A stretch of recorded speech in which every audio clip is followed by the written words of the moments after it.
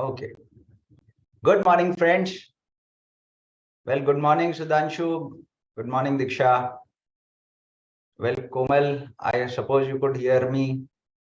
Good morning, Bhumika.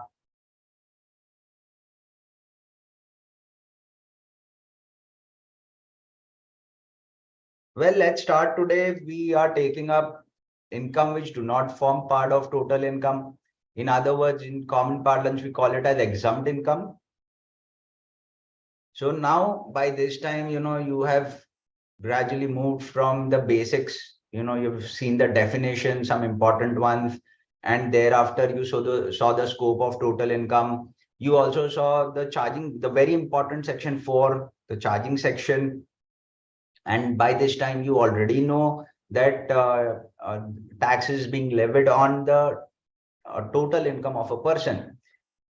Now, before we move on to the computational machinery, or we invoke the computational aspect of under different 5 heads of income, we need to first understand what doesn't get into the computational machinery, or what is exempt from tax.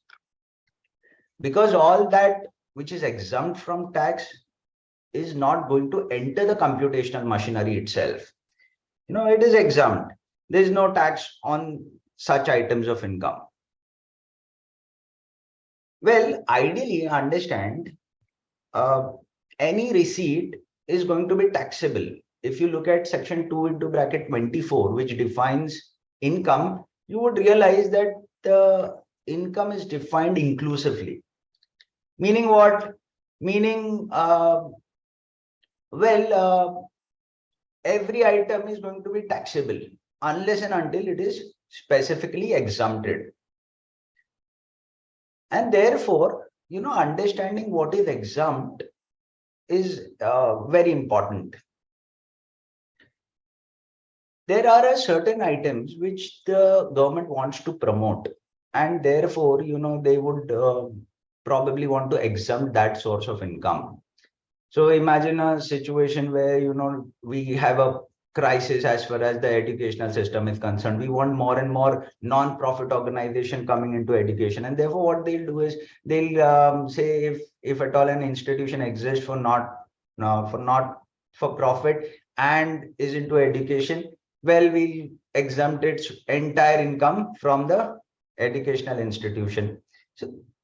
So exemptions are granted. Either it could be conditional exemption, or it could be an unconditional exemption. Sometimes government doesn't have the power itself to, levy income tax. Say for instance, when you look at entry 82 of list 1, which grants the power, under Article 246, there's a Schedule 7, and into that Schedule 7 there is list 1, which grants union government with different powers.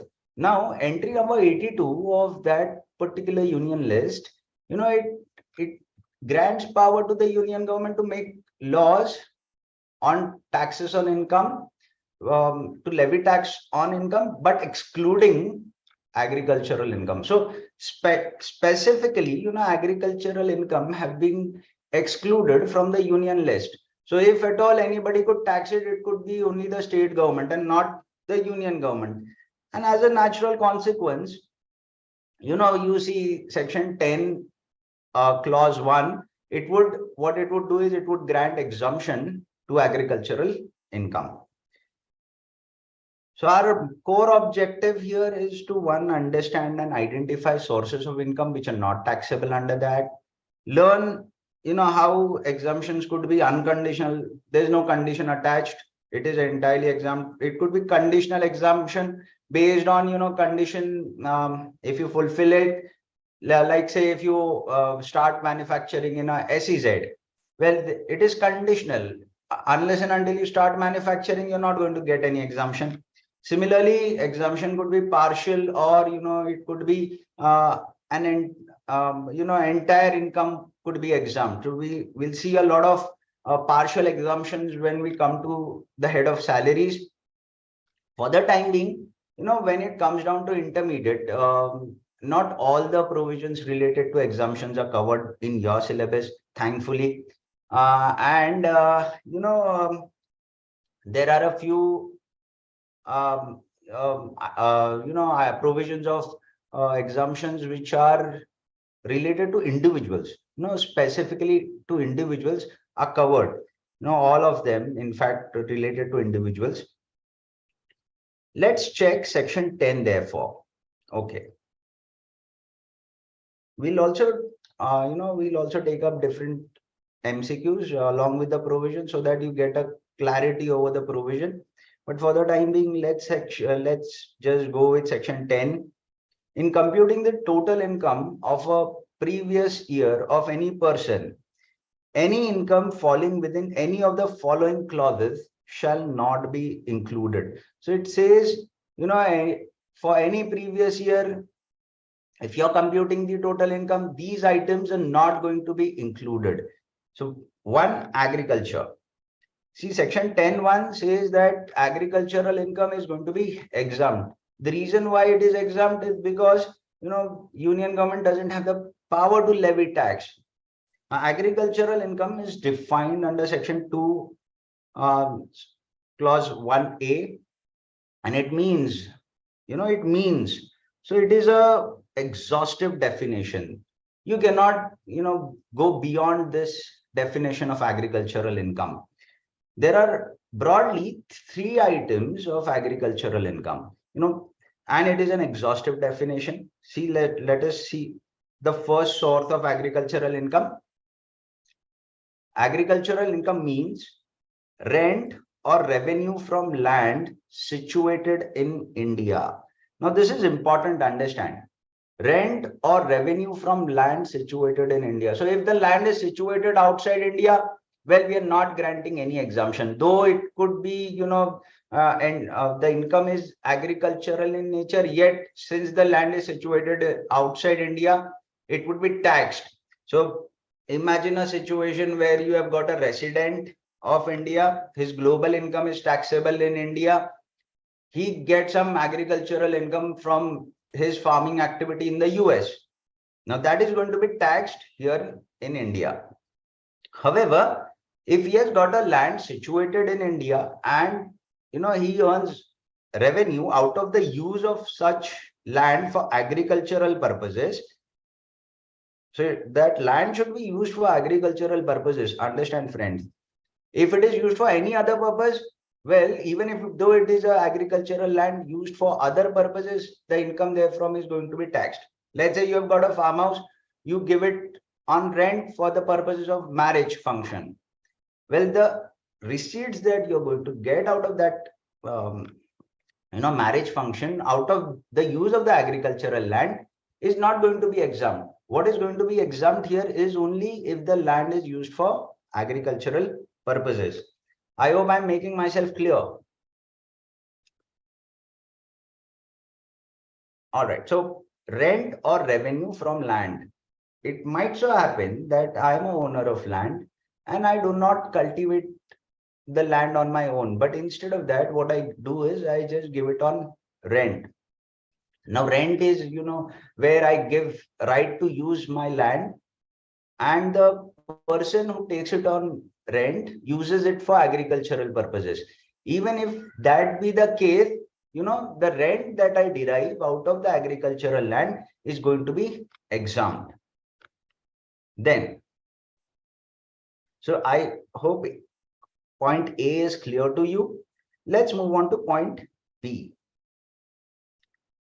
Income derived from such land meaning land situated in India by agriculture. So if you are doing agricultural operation on the land, out of primary processing of the agricultural produce. So income derived from out of agriculture and primary processing and out of the sale of the produce, right? So all 3 of the items are covered. So agriculture, agriculture would mean tilling, sowing of the seeds and similar process operations. Once you get the crop, what you do is you just, you just get the crop and do some primary processing. Like say, for instance, if you are, if you're dealing in wheat, you'll remove the wheat from the shaft, right? That would be primary processing. And thereafter, you'll sell it into the market. So if at all you're doing agricultural operations and you're selling your produce as a cultivator, the sale proceeds therefrom would be exempt. What is important here is you have to indulge only in primary processing. So if at all you are indulging into secondary processing of the goods, well, that is not going to be exempt. Let's say you are there is a farmer who cultivates sugarcane. Now, sugarcane has got its own market. So he would cut the sugarcane, and would sell it into the market. But what he does is he processes it further, and he gets jaggery out of it. Now that is secondary processing. That secondary processing is not going to be exempt. What is exempt here is only primary processing arising out of your agricultural produce, so that it is fit for sale in the market. Right? Getting this, friends? The point B.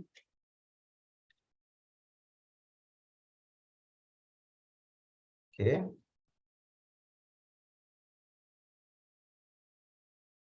Varsha is saying my board is not visible. Well, I don't think there's a screen share going on.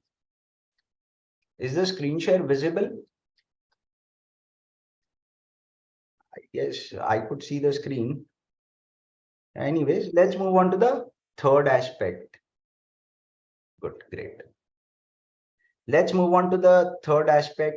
Income derived from any farm building if the cultivator is engaged in primary processing or sale of primary processed agricultural produce.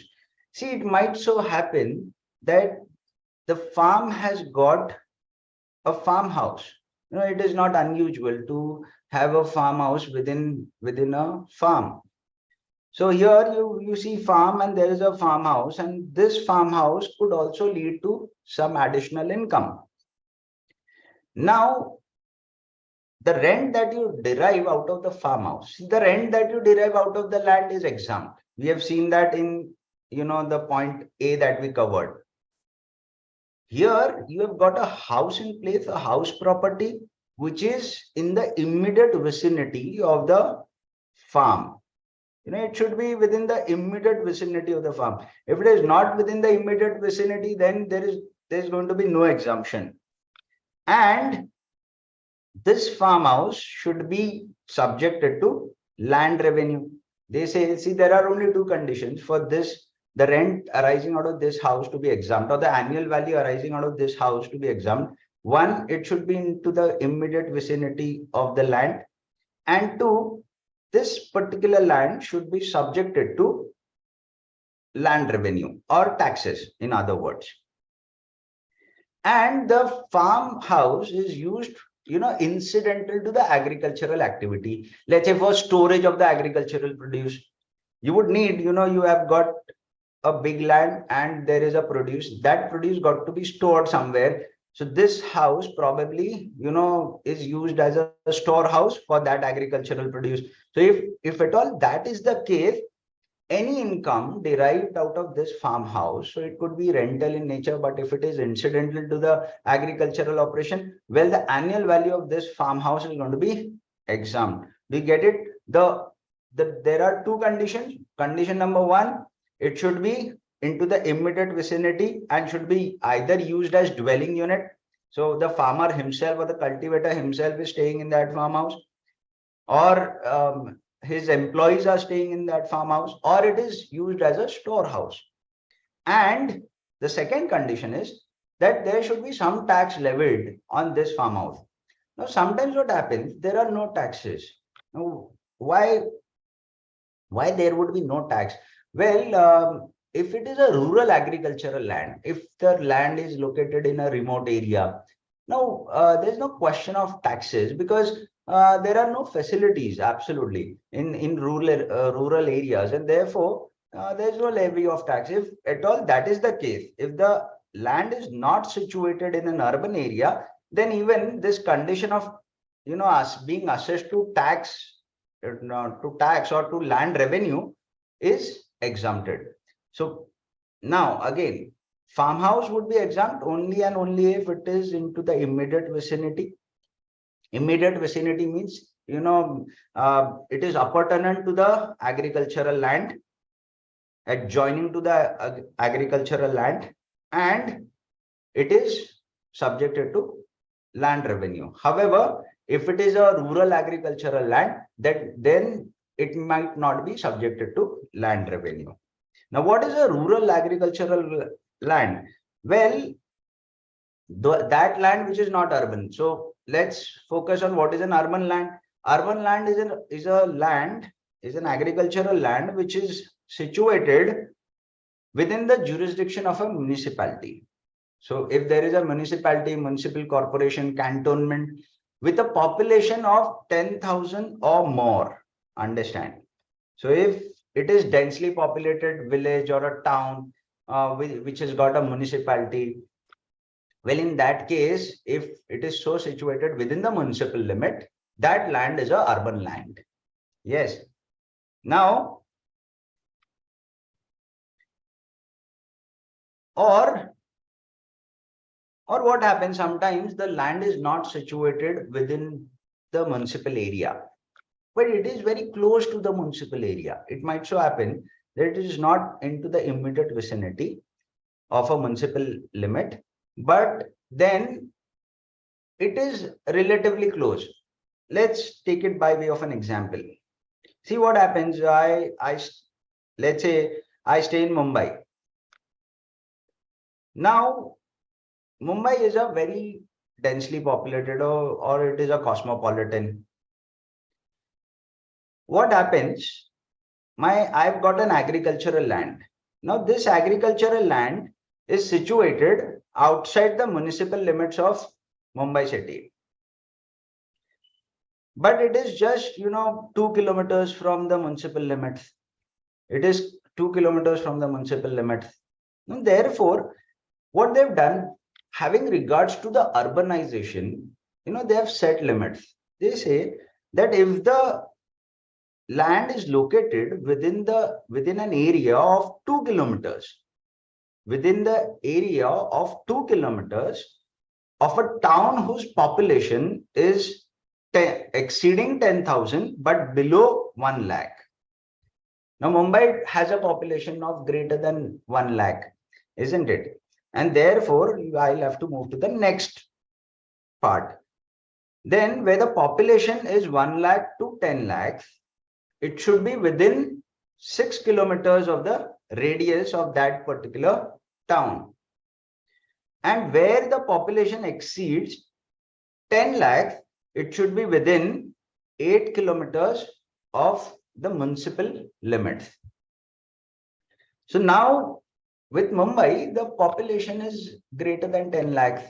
And therefore, what I'll have to check, what is the municipal limit? So wherever the municipal limits of the city is going to end, I am going to check for 8 kilometers.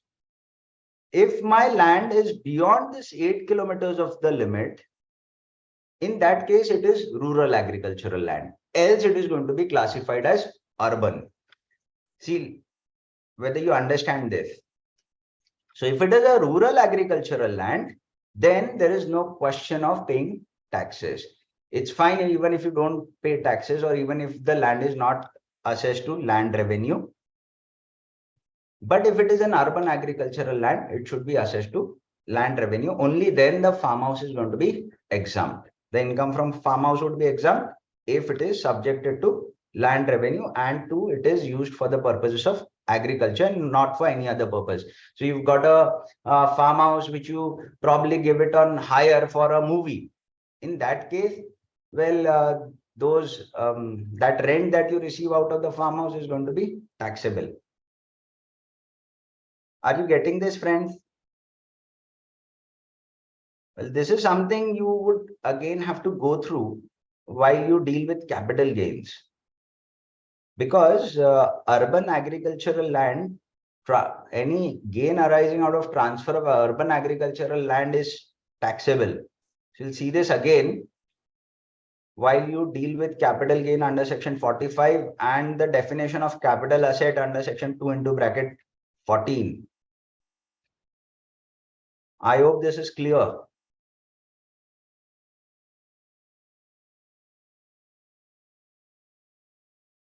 How do you find out the population of a town?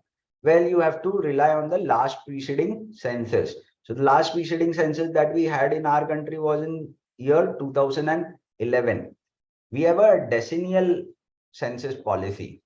So every 10 years, we've got a census that is published. You have to take population of a town based on the last preceding census. We don't have a census for the year 2021. We don't know when it is going to happen. But then as far as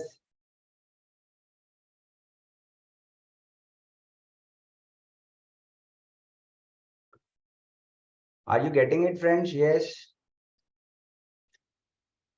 I don't have any other way of finding whether you are able to understand. So just put in your comments. Then going further, there are a few explanations to section 21A, which defines agricultural income. The explanation one says revenue arising from transfer of land is not covered by this exemption. Any revenue that arises out of the land itself is going to be agricultural income. However, if you transfer the land, there would be capital gains, and as far as capital gain is concerned, it would be covered by section 45. Then income derived from building or land used for non-agricultural purposes shall not be agricultural income. So if you are using the land for non-agricultural purposes, even though it is a agricultural land, yet it would lead to a non-agricultural income and would be taxable. See, explanation 3 is important. Income derived from saplings or seedlings is going to be treated as agricultural income. There was a lot of controversy whether nurseries would be income out of nursery or sale of sapling, whether it would be treated as agricultural income. It is finally given rest, and there is a specific explanation which grants exemption to income of nurseries out of sale of sapling or seedling. Then secondary processes on agricultural produce done by cultivator would amount to partly agricultural income and partly non-agricultural income. So I just gave you an example whereby you have a cultivator of sugarcane. Now, if sugarcane is sold as it is completely agricultural income. However, if I convert sugarcane into jaggery, what I'm doing is I'm doing secondary operation. I'm indulging into secondary operation. Primary operation, which deals with making that produce fit for market, that is fine. But the moment I indulge into secondary operation, well, then it would lead to both agricultural income as well as non-agricultural income. So partly agriculture and partly non-agriculture. In that case, I'll have to divide. I'll have to segregate the agricultural income out and the non-agricultural income. Agricultural income would be exempt under section 10(1), and non-agricultural income is going to be taxed as income from business or profession.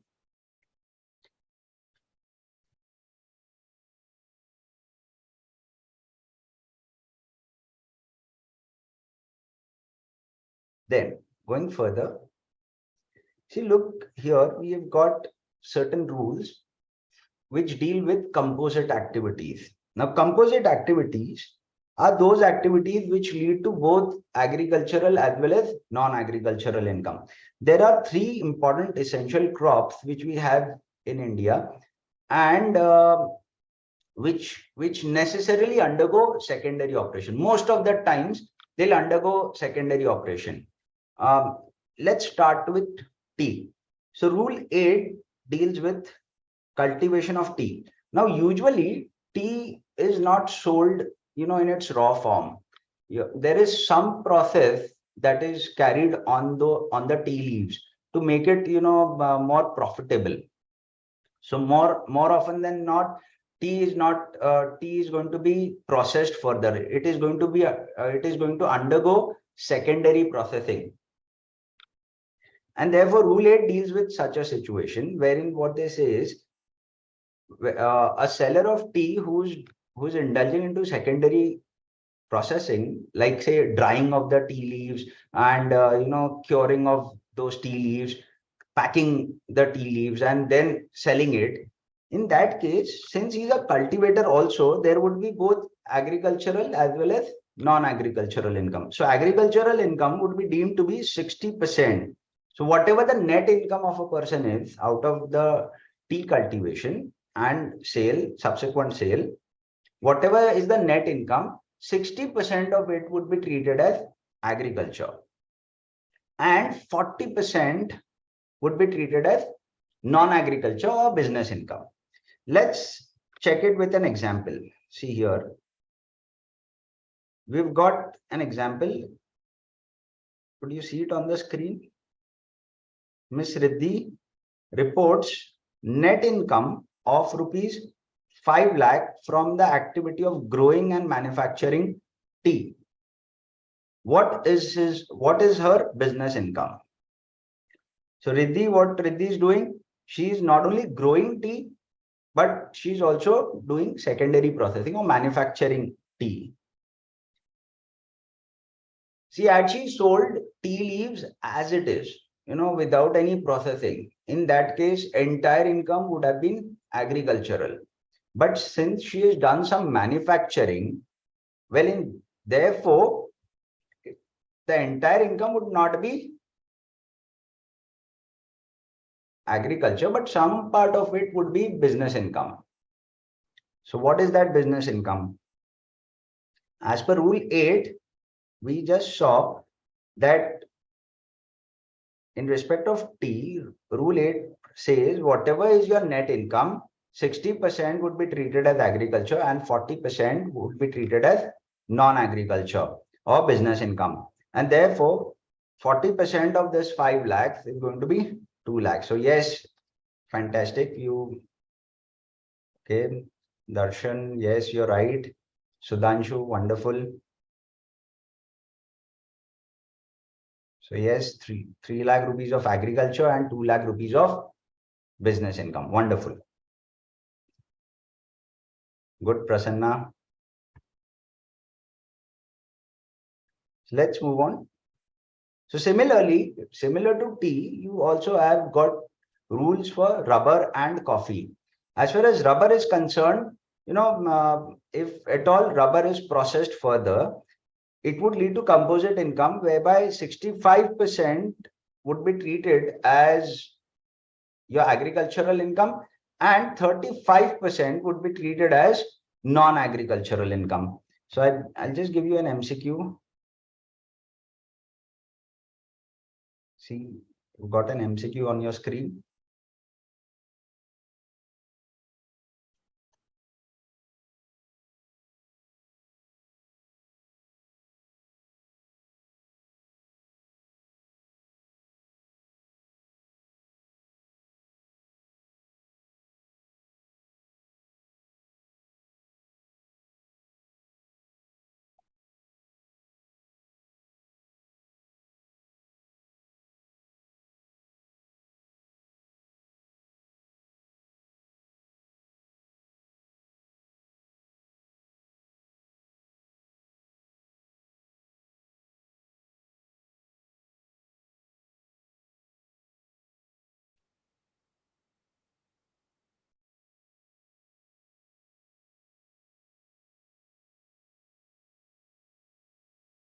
All right, so I've got a few answers. Darshan says it's 1,75,000. And that is the correct answer. When you look at the rule, it says one who is manufacturing rubber or doing some operation on rubber, 65% real income and 35% is going to be treated as business income. On what basis? Well, these percentages are decided. Well, it is decided on the amount of processing that happens on a particular crop. See, the more the processing, higher is the percentage. So there is this is all presumptive. in a way, when you think about it, it is presumptive. It is laid down in the rules. Why 35%? Well, nobody could say that why 35%. But as far as rubber is concerned, if you've got a net income of 5 lakh rupees, 35% would be treated as business income, and rest 65% is going to be treated as agricultural income. Fantastic. Yes. A lot of you have got the right answer. Moving further, see, look here, when it comes down to coffee, now coffee is segregated into two parts. Merely, coffee sold as it is going to be treated as entirely agricultural income. But if there is some curing, now what is curing? Curing is like we have got coffee seeds and coffee beans, and those coffee beans are dried. If they are dried and thereafter sold, it is cured coffee, right? So there is some operation that is being done on those coffee beans. If it is only curing that is done, 75% is treated as agricultural income and 25% is treated as business income. But if there is further more operation that is done on the coffee beans, well, if it involves curing, roasting and grounding, in that case, 60% is treated as agricultural income and 40% is treated as non-agricultural income. So this would clarify, the extent of secondary operation that you do. If you do more of secondary operation, your business income is going to increase. So let's take it by way of an example again.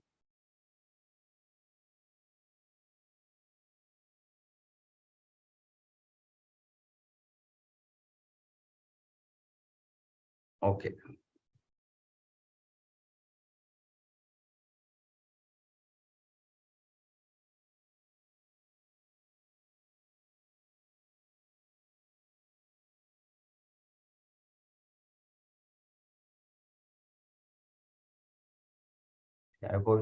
I hope it's visible.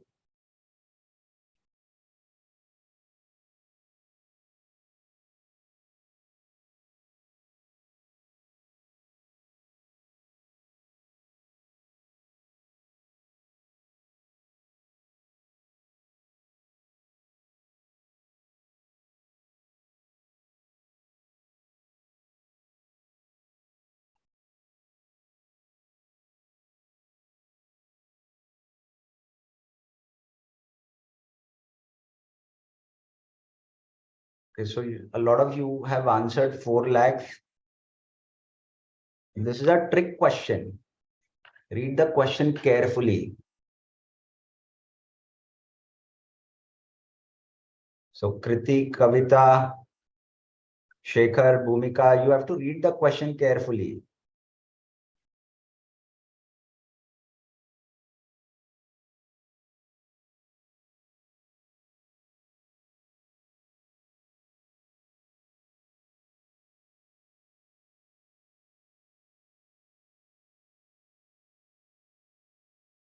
Okay, Suman, it's not going to be 6 lakhs. Certainly not 6 lakhs.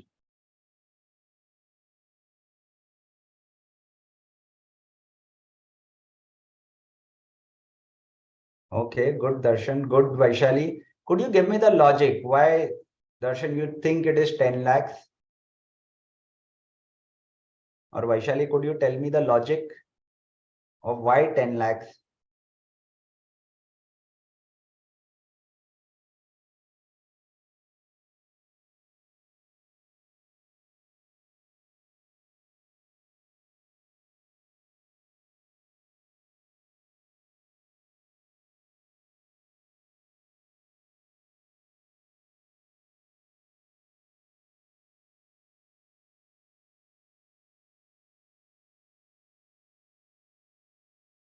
Well, Bhumika, it is not 2.5 lakhs, certainly not 2.5 lakhs, because see what has been done. It is curing, roasting, and grounding. More of secondary operation is done, and therefore 40% is going to be my business income, if at all it was, a composite activity. However, Here, it is not a composite activity. See, let's go with the problem. Mr. Red purchased standing crop of coffee. So what Red has done there, he has purchased crop. He has not done agricultural activity at all. Agricultural activity was done by Mr. Label, right? He only did secondary operation. Rule 7, 7A, 7B, 8 would be applicable only if there is composite income. If there is no composite income, if it is not a conjoint income, like you're doing agricultural operation as well as you're doing secondary operation, only then these rules would come into play.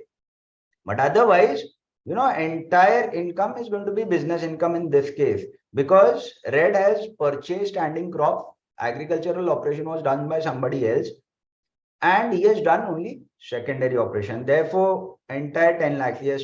So 10 lakh rupees is the right answer. A is the option that you got to have selected. I hope it's clear. So it's a trick question.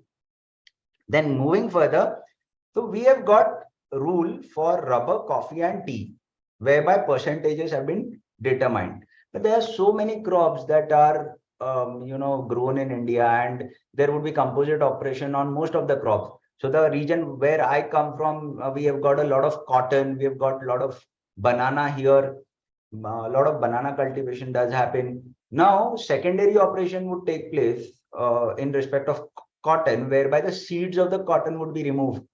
Now, if that is the thing, the ginning activity, that would be treated as a business activity. Similarly, you have got banana or potato, and you're making chips out of it, wafers out of it. Well, banana sold as it is, agriculture. But then if you do secondary operation and make chips out of it, well, it would lead to both business income as well as agricultural income. In such a case, how do you find out what is the amount of agricultural income and what is the amount of business income? So for other products, there is a rule 7 which prescribes that you have got to take average price of the agricultural produce. So you take the price of that as if the banana would have been sold into the market. What would have been the amount that would have been received? The amount that is received out of the notional sale proceeds of banana, which are further used for the purposes of making wafers. The notional sale price of banana would be treated as agricultural income, and rest of it would be treated as business income. Now, out of the business income, because you're going to sell wafers directly, so out of the business income, the average price of banana is going to be deducted in order to arrive at your business profit. Let's check this by way of an example so that it becomes clear. See, look, you have a question on your screen.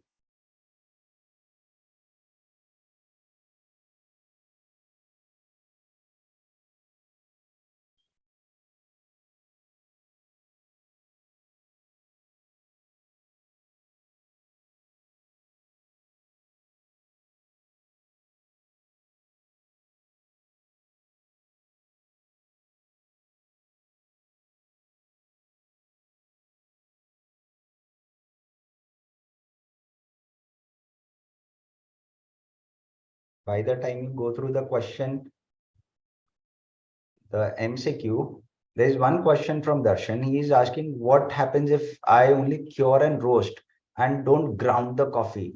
Well, in that case also, you'll have to go by the 60-40 rule. Mere curing, it is 75-25. However, if at all there is curing, roasting and obligor grounding, 60-40.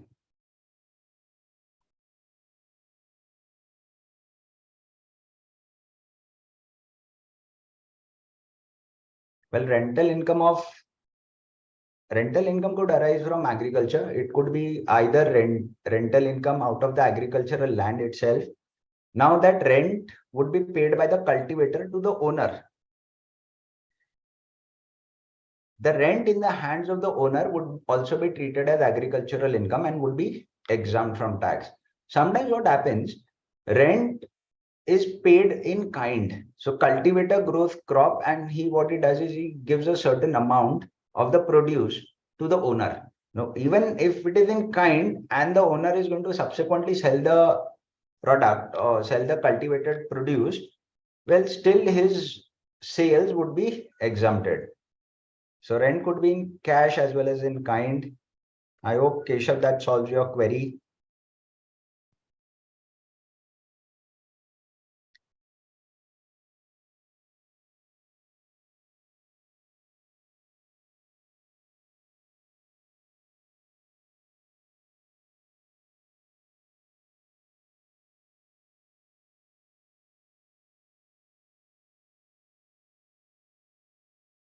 Okay, I've got a few answers. Ishan says it's 5 lakhs agricultural income and 10 lakh rupees of business income. Well, Ishan, what you have considered is gross receipts of both agricultural as well as business activities. You don't have to take gross receipts.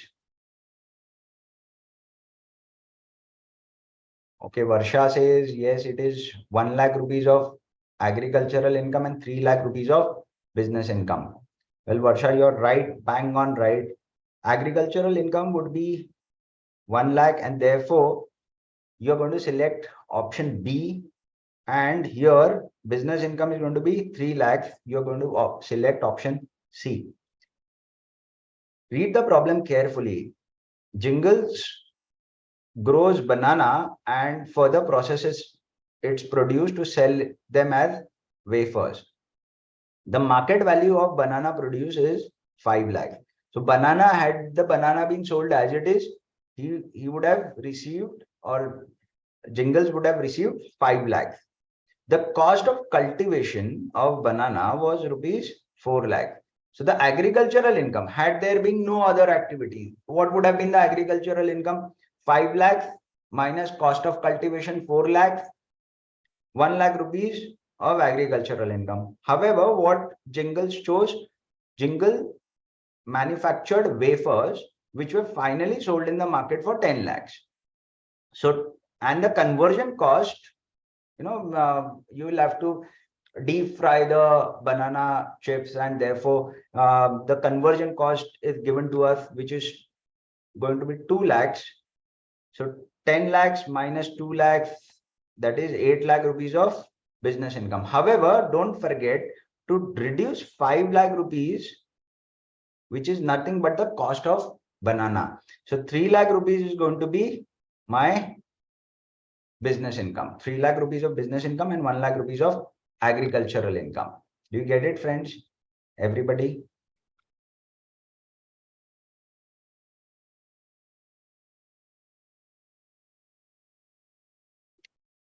If I find out, if I just think about it, if I find out the total income of the person, forget the agricultural aspect, the net income would have been, the total receipts were 10 lakh rupees.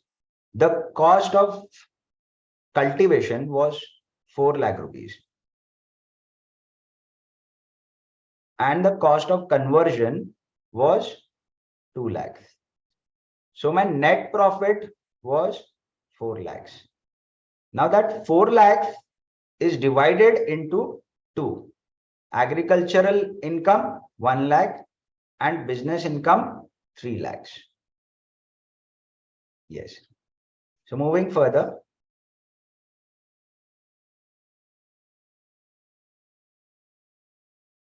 Let's move a little further. Now, I did tell you that agricultural income is exempt. However, there was a unique way of calculating income tax that was introduced way back in assessment year 1974-75. Y.M. Chauhan was the then finance minister, and he introduced the concept of partial integration. Now, what is this partial integration? See what happens. The government does not have power to levy tax on agricultural income. However, government saw that there were a lot of farmers who were very rich, who were having taxable income as well. Huge amount of taxable income as well as good amount of agricultural income. Now, these people who are rich agriculturists, well, they should pay more. Somehow they should pay more. Now, how do I make them pay more? In India, we have got a progressive tax structure. Like the person who earns less pays less. So, you until 5 lakh rupees, you've got a rate of 5%, 5 lakhs to 10 lakhs, you've got a rate of 20%, and then you've got a rate of 30%. So it is a progressive tax structure. So what they said, if you have got taxable income, which exceeds the basic exemption limit, and you have got a agricultural income of greater than 5,000, in such case, you will have to calculate tax on aggregate income, including of agricultural income. See, I'll explain. Aggregation is done, one, you got to understand, aggregation is done, one, if the net agricultural income is greater than 5,000, and two, if the non-agricultural income, that is taxable income, exceeds the basic exemption limit. So usually the basic exemption limit is going to be 2.5 lakh rupees. So if at all the income exceeds 2.5 lakh rupees and the net agricultural income is greater than 5,000 rupees, I'll go for partial integration. What happens is, I've got taxable income plus agricultural income, which would make my aggregated income. I first calculate the aggregated income. Let's assume, I've got a taxable income of 5 lakhs and an agricultural income of 2.5 lakh rupees. My aggregated income would be 7.5 lakh rupees. See, this is a fantastic way of, taxing the taxable income at a higher rate. So we are not taxing agricultural income, but we are taxing the taxable income at a higher rate. So this is my aggregated income. I compute tax on the aggregated income. So whatever would be the tax on aggregated income, I'll compute that. But then I cannot recover tax on 7.5 lakh rupees. The reason is this 2.5 lakh rupees is exempt. In fact, I don't have the power to levy tax on 2.5 lakh rupees. And therefore, I'll deduct whatever tax I've recovered on 2.5 lakh rupees. Right? See what have I done? I have computed tax on 7.5 lakhs. मैंने क्या किया? 7.5 लाख रुपए पे tax compute कर लिया. But this is wrong. I should not have calculated, tax on this 2.5 lakhs because I don't have the power. So now I'm going to reduce that amount of tax which I have charged on this 2.5 lakhs. Now, how do I compute that tax? Well, they say you got to take basic exemption limit, which is 2.5 lakhs. Add to that the agricultural income. In this case, in the example we are dealing, it is already 2.5 lakhs. So whatever is the tax on 5 lakh rupees, you deduct that amount out of the tax on aggregated income. And that would nothing but be your tax on total income. Let us deal this with by way of an example. See, the concept of aggregation is extremely unique. I'll just share with you an example. We deal with this. See, look here. Mr. X has got a taxable income of 5 lakhs. And he also earns agricultural income of 3.5 lakhs. Calculate his tax liability, assuming that he doesn't opt for 115 BAC. It doesn't matter.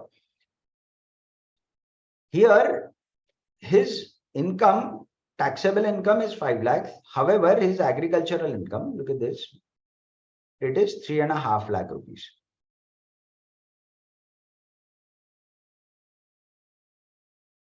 So his aggregated income is 8.5 lakh rupees. Now, had there been no aggregation, what you would have done? Just imagine there was no agricultural income. His only income was 5 lakh rupees. Taxable income 5 lakh rupees. In that case, Mr. X would have gone and paid no tax. Gone to pay no tax because there was something called as the relief under section 87A of 12,500, and he would have paid no tax on the taxable income of 5 lakhs. But then in this question, he is earning agricultural income of 3.5 lakh rupees. Now, therefore, I first compute tax on 8,50,000 and thereafter reduce tax on this agricultural income. Now, what is the amount of tax that I've levied on agricultural income? It is 2.5 lakh rupees of basic exemption plus 3,50,000. So what I do is I reduce the tax that I have levied on 6 lakh rupees. Right.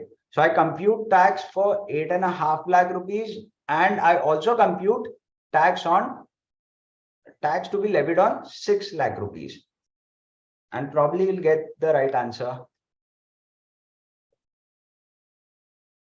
Let's see who gets to the answer. I'll show you the complete solution. Don't worry. But first try it on your own.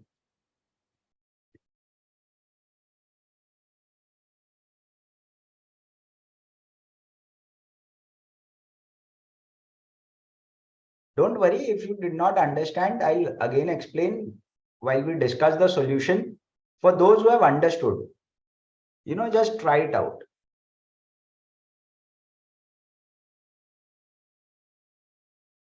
I'll give you a minute or so. It is a simple question. You got to first compute tax on the aggregated income of 8.5 lakhs and reduce therefrom the tax that you have levied on the agricultural income.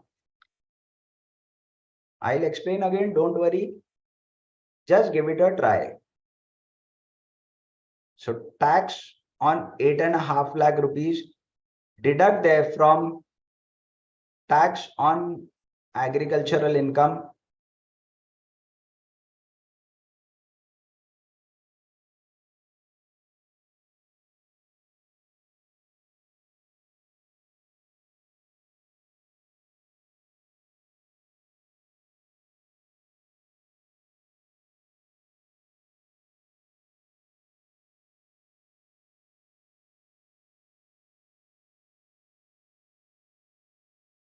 Can you tell me what is the amount of tax on 8.5 lakhs?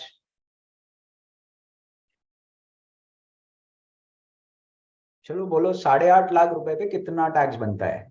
What is the amount of tax on 8.5 lakh rupees?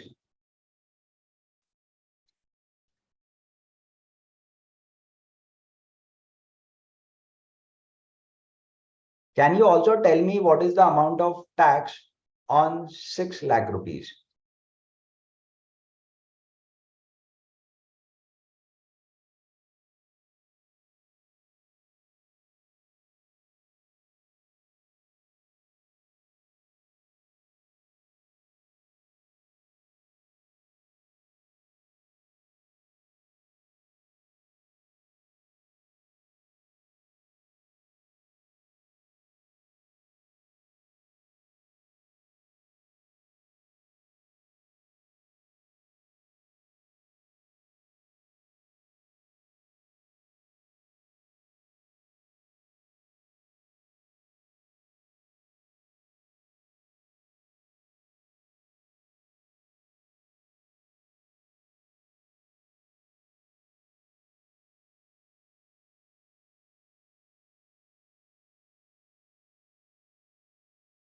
I'm asking you two very, very simple question.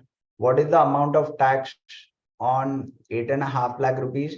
And what is the amount of tax on 6 lakh rupees? Well, yes. Diksha says it is 82,500 for 8.5 lakh rupees. And that is correct. And Arshita says it is 32,500 for 6 lakh rupees. Wonderful. Now look at the solution.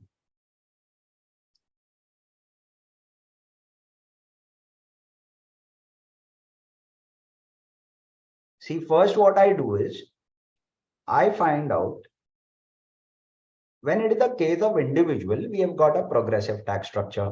And therefore, if I consider tax on only 5 lakh rupees, he is not going to pay any tax.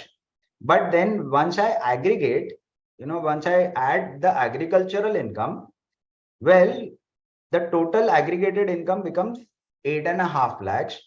And on that aggregated income, my tax is 82,500.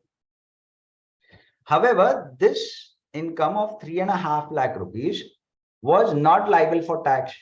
So agricultural income is exempt, there was no tax that would have been paid on this 3.5 lakh rupees. And therefore, I got to deduct the amount that I have collected on this 3.5 lakhs. Do you all agree? I have computed tax on aggregated income. Out of this aggregated income, I would have to again reduce the tax that I have collected on 3.5 lakhs. Now they say that this 3.5 lakh rupees is into the lower tax bracket. The tax that I have collected on this 3.5 lakh rupees is into the lower tax bracket or the first tax bracket. My income,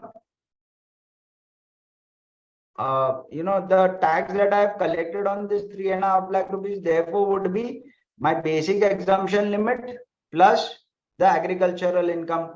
So on 6 lakh rupees, how much tax did I collect? I have collected 32,500. So I'm going to reduce 32,500 out of this 82,500 to find out the tax on the non-agricultural income or the taxable income. Now I've got a rebate under section 87A for income up to rupees 5 lakh. That would be available to me. So I'm going to deduct 12,500 out of 50,000 and the balance is going to be my income tax. Add to that the health and education cess of 4%, which is 1,500. So the total tax payable is 39,000. Do you get this, friends, everybody?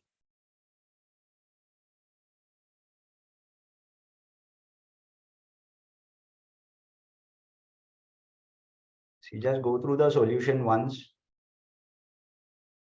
So this is the concept of partial integration.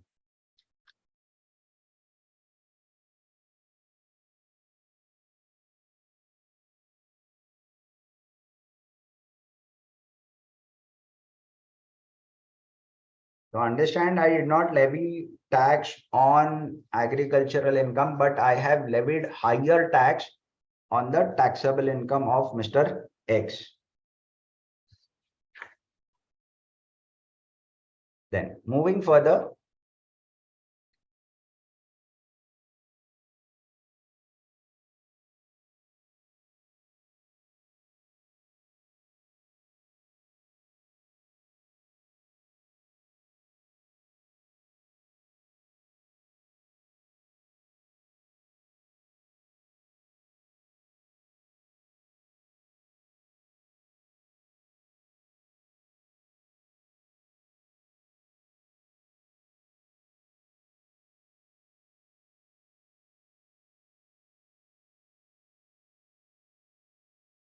Keshav is asking me whether to go for new tax regime or the older one. Well, it depends on the question that you get in the exam. Usually it would be the old tax regime that would be important. So unless and until it is stated that the assessee has opted for new tax regime, you did not go for new tax regime.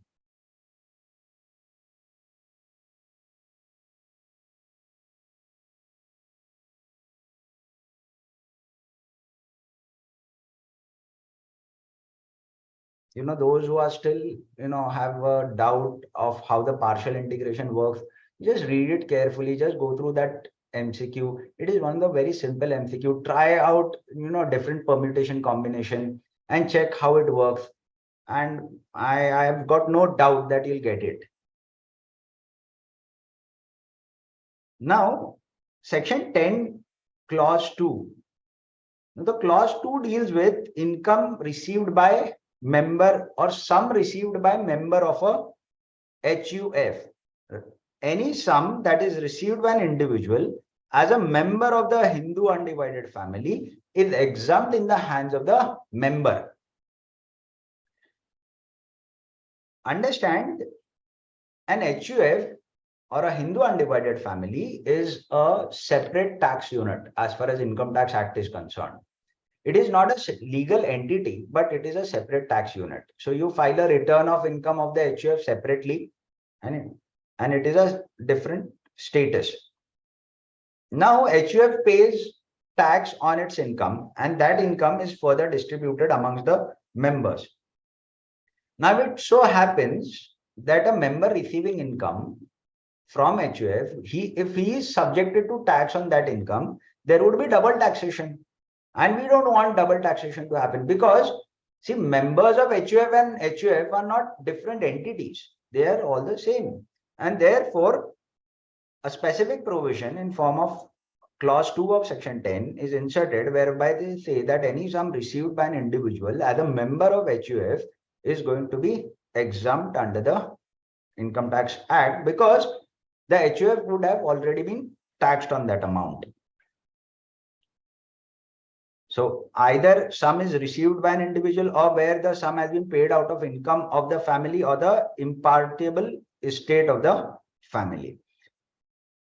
Now this particular exemption is subjected to section 64 subsection 2, which deals with clubbing of income.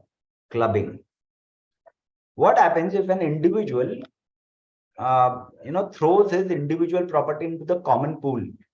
Well, the income arising out of that property is going to be clubbed in the hands of the individual. So it is subjected to the clubbing provision. But for the time being, understand, anything received by a member from a Hindu undivided family is exempt in the hands of the individual. Let us consider an example.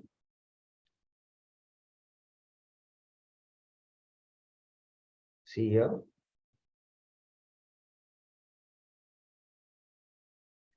Mr. Anil receives 1 crore from HUF engaged in petroleum business, of which he is a co-partner. HUF consists of 4 co-partners, including his father, who is a karta of the HUF. How is it taxable?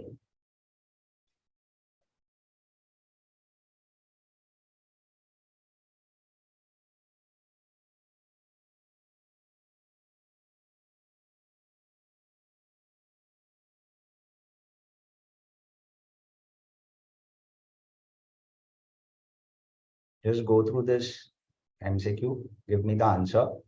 As far as 5 lakh rupees and 87A is concerned, income exceeding 5 lakh rupees, 87A would not apply. Up to rupees 5 lakh, 87A, rebate under section 87A would be available.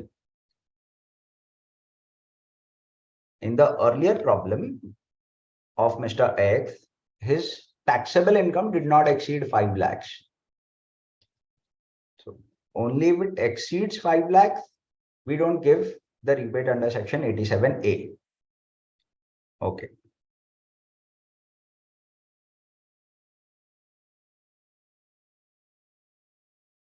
So this 1 lakh rupees received from HUF, well, that would be exempt in the hands of Mr. Anil. However, if Mr. Anil has got any other source of income, that is going to be taxed. Only the income that he has received from, only the sum that is received from the HUF, that is exempt. Okay, so the answer is B. B is the answer for this MCQ. Let's move on to another one. Okay. Well, read this. It's an interesting question.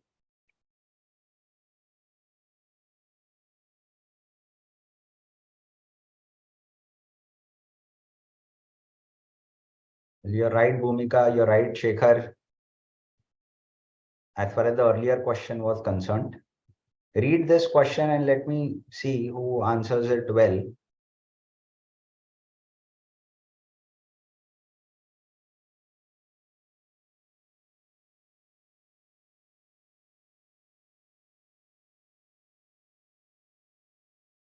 how the amount would be chargeable in the hands of master Y.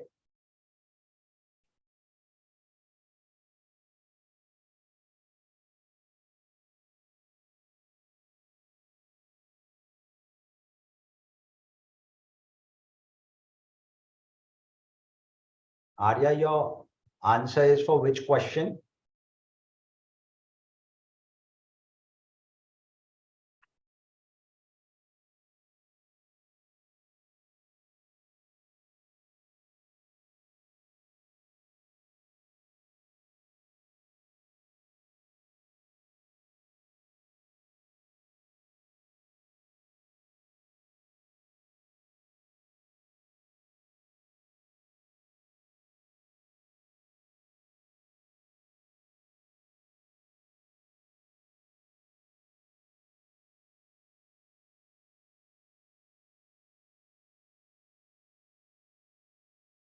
Okay, a lot of you have answered that it is going to be exempt in the hands of master Y. However, Ishan says it is going to be fully taxable. Could you give me the logic, Ishan?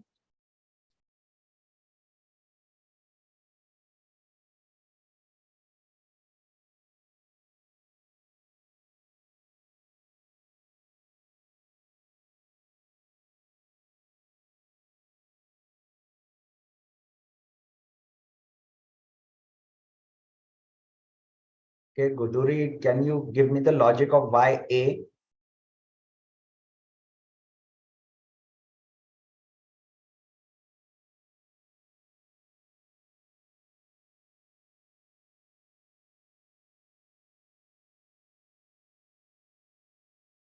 All right, let's read the provision again.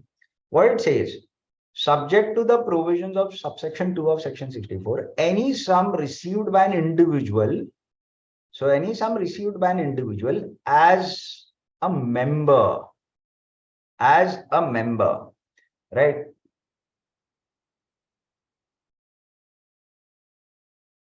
So what Bhumika is saying is absolutely right. She says full 10 lakh rupees would be taxable as Y is not a member of the HUF, and it is, Master Y has received that income from the HUF in which Miss X was a member. Usually, now daughters are members of their father's HUF.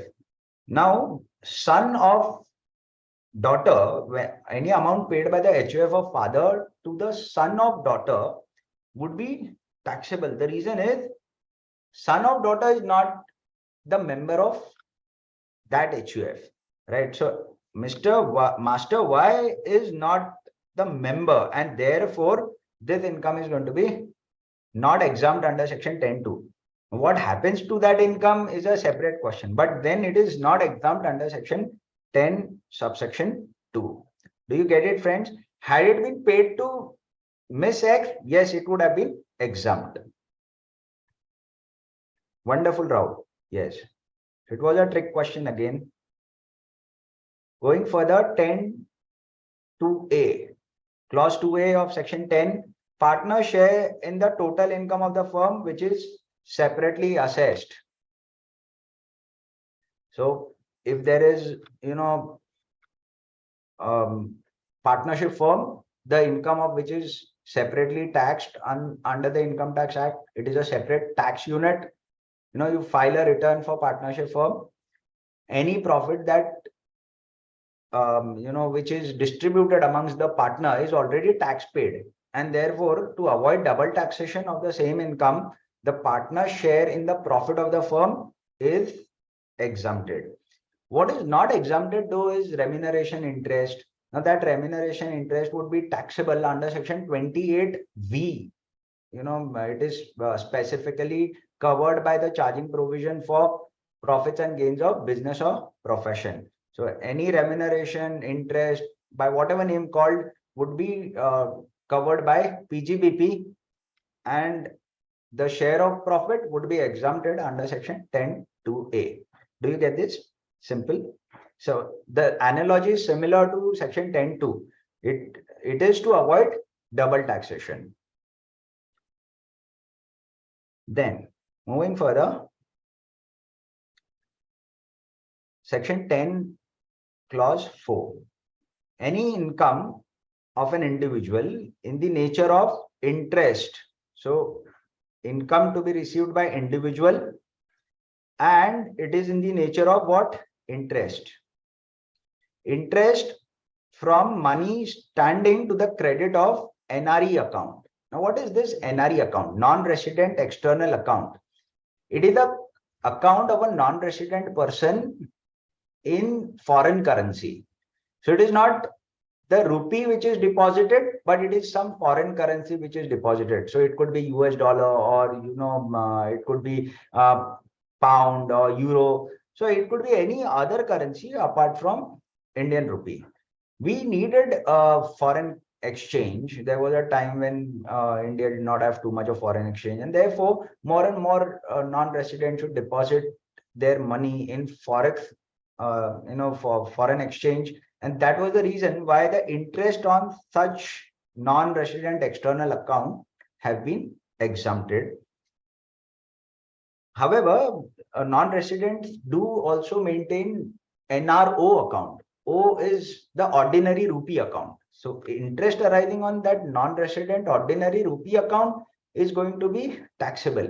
What is exempt here is only the non-resident external account, external currency, right? Foreign currency account.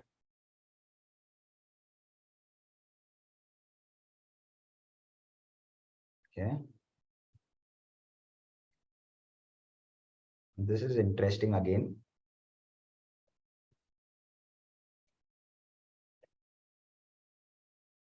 So just go through this MCQ.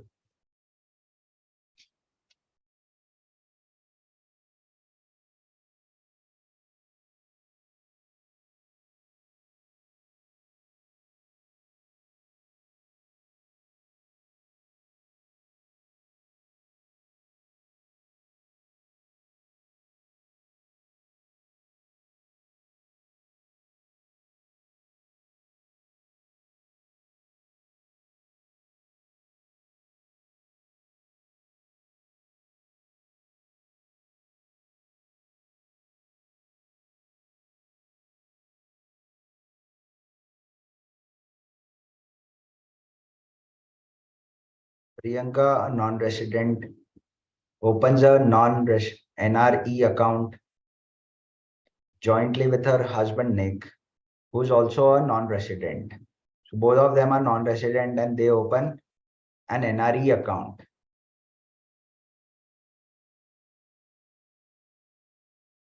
They receive interest of rupees 5 lakh. How is it chargeable? Well, yes, a lot of you have already answered it.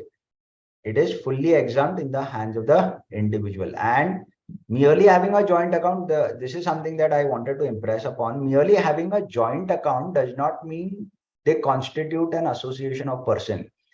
Well, in that case also, they will be assessed as individuals. So merely because the account is a joint account held by husband and wife, or friends, that does not make an AOP. It is going to be fully exempt in the hands of individual and not AOP. It doesn't become an AOP. AOP is dependent on intention of the person. Since it is interest, the amount of interest on NRE account is exempt, and it is merely a joint account, and therefore they'll be assessed individually. Well, all right, most of you have got it right. I hope you understand the logic. Now, assuming, Priyanka stays in India for let's say more than 180 days, or she stays in India for 200 days in a particular year. Now, what happens? Would she still get exemption under 10 clause 4?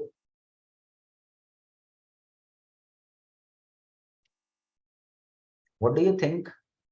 Would she still continue to get the exemption?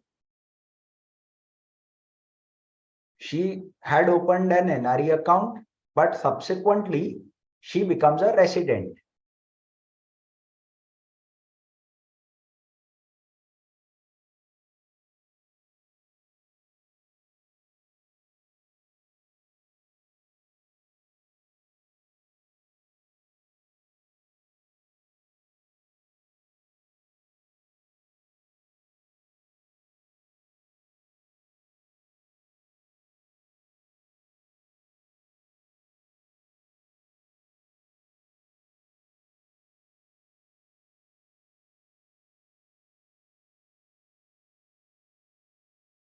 Yes.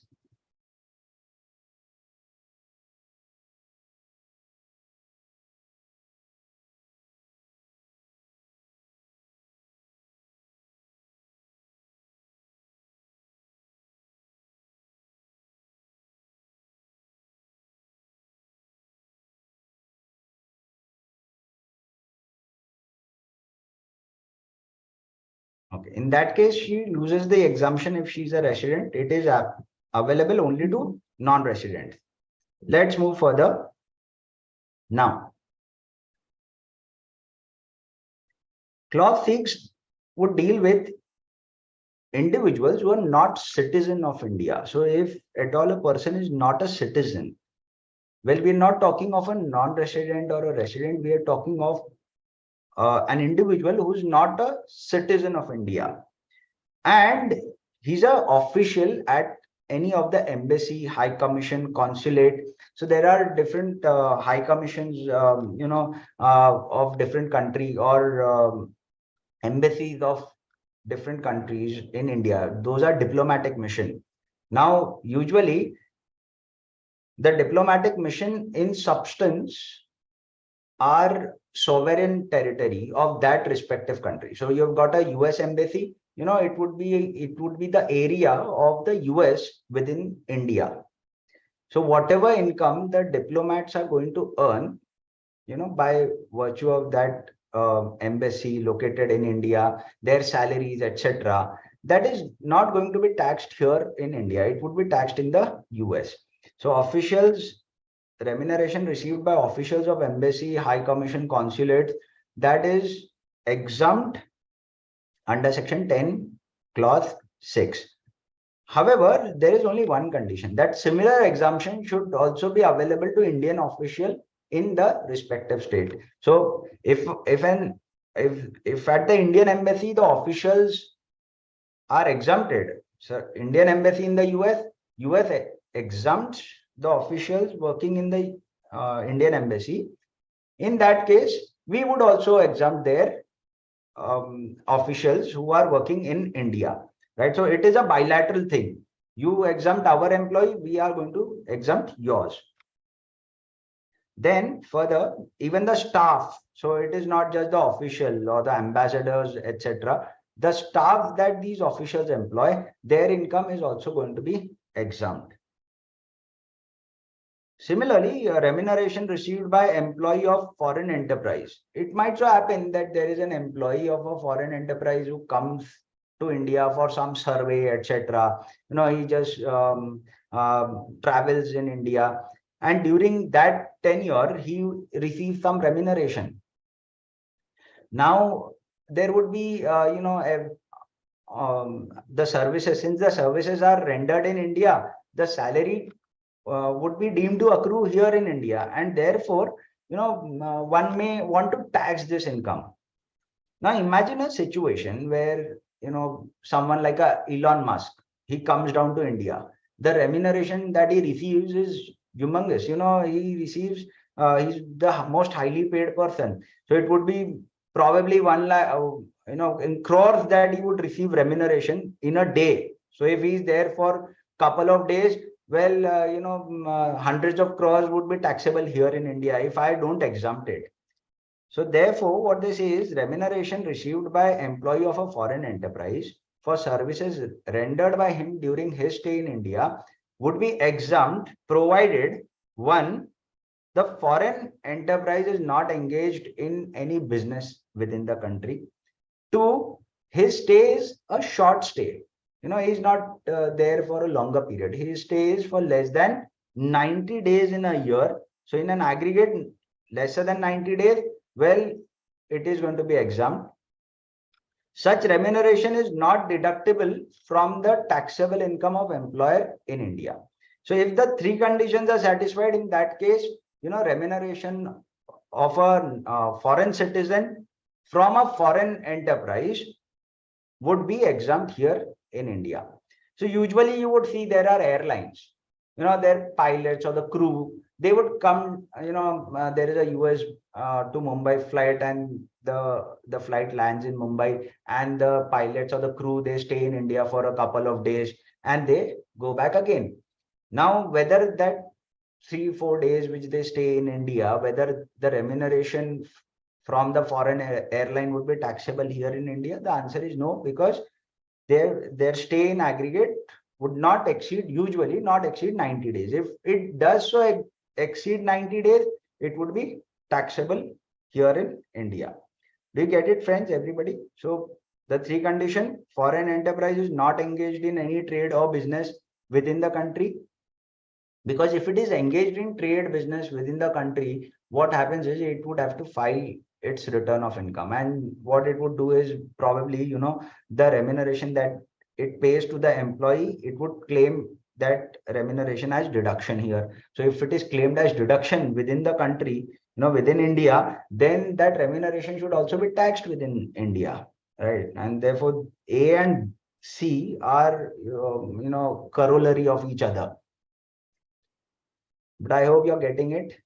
Employee of a foreign enterprise on his visit for a short period of time, his income is not going to be taxed, but it is exempted. Similarly, salary of an individual being a non-resident for employment on a foreign ship. So if it is a case of a non-resident who is employed on a foreign ship, if his total stay in India does not exceed 90 days, again, it is going to be exempt. Let's take it by way of an example. Check this out.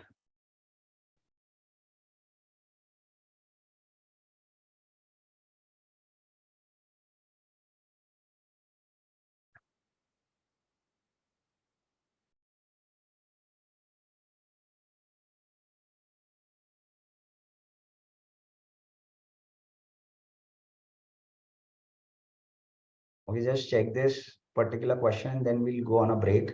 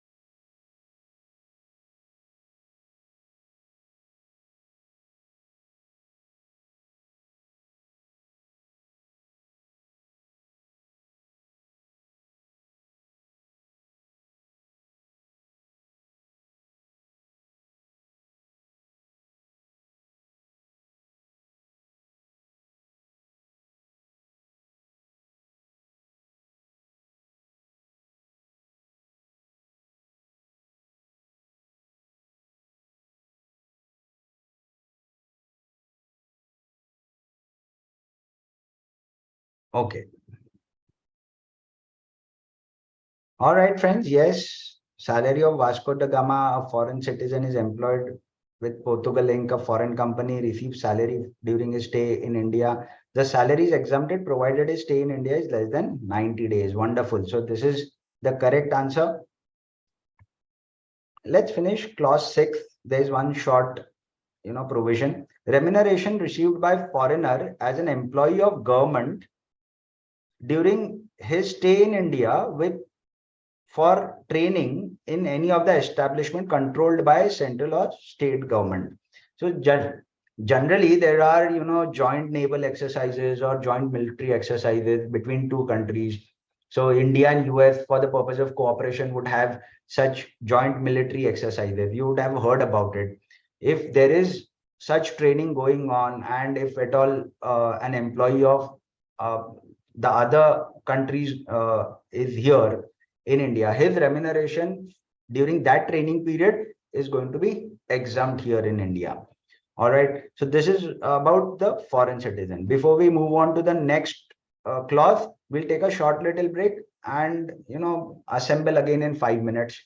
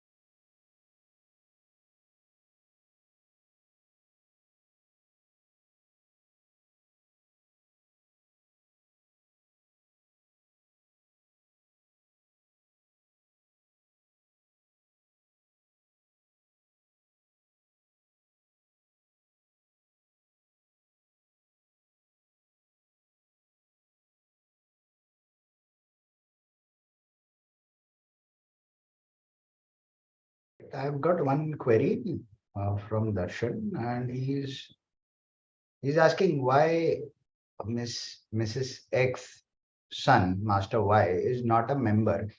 Well, after marriage of the daughter, she ceases to be a member of her father's HUF. She's a co-partner, understand? She is a co-partner in that father's HUF, but she ceases to be a member. She becomes a member in her husband's HUF.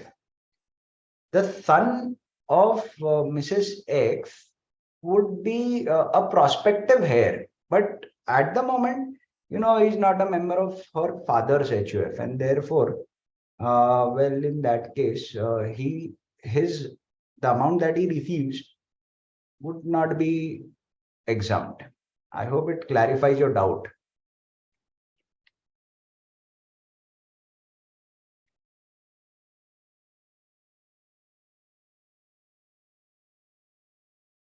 Okay.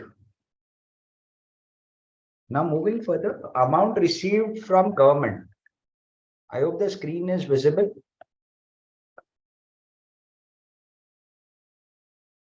Just somebody confirm whether the screen is visible. Good, great.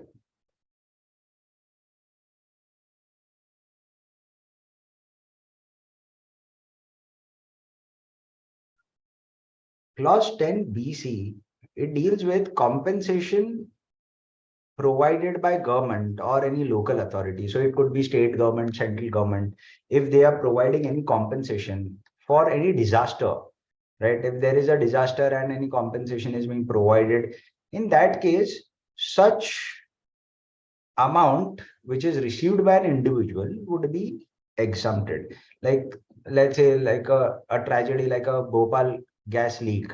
It is a disaster, if compensation is paid, that should be exempted. Here, they cover any disaster within the meaning of the Disaster Management Act. So if there is a catastrophe, mishap, calamity, or if it is a grave incident, in that case, any compensation received by an individual from government or local authority, so either it could be state government, central government, or a local authority, in that case, the amount is going to be exempt. Now, fair enough. Nothing much to be explained though. But then compensation for disaster exempted.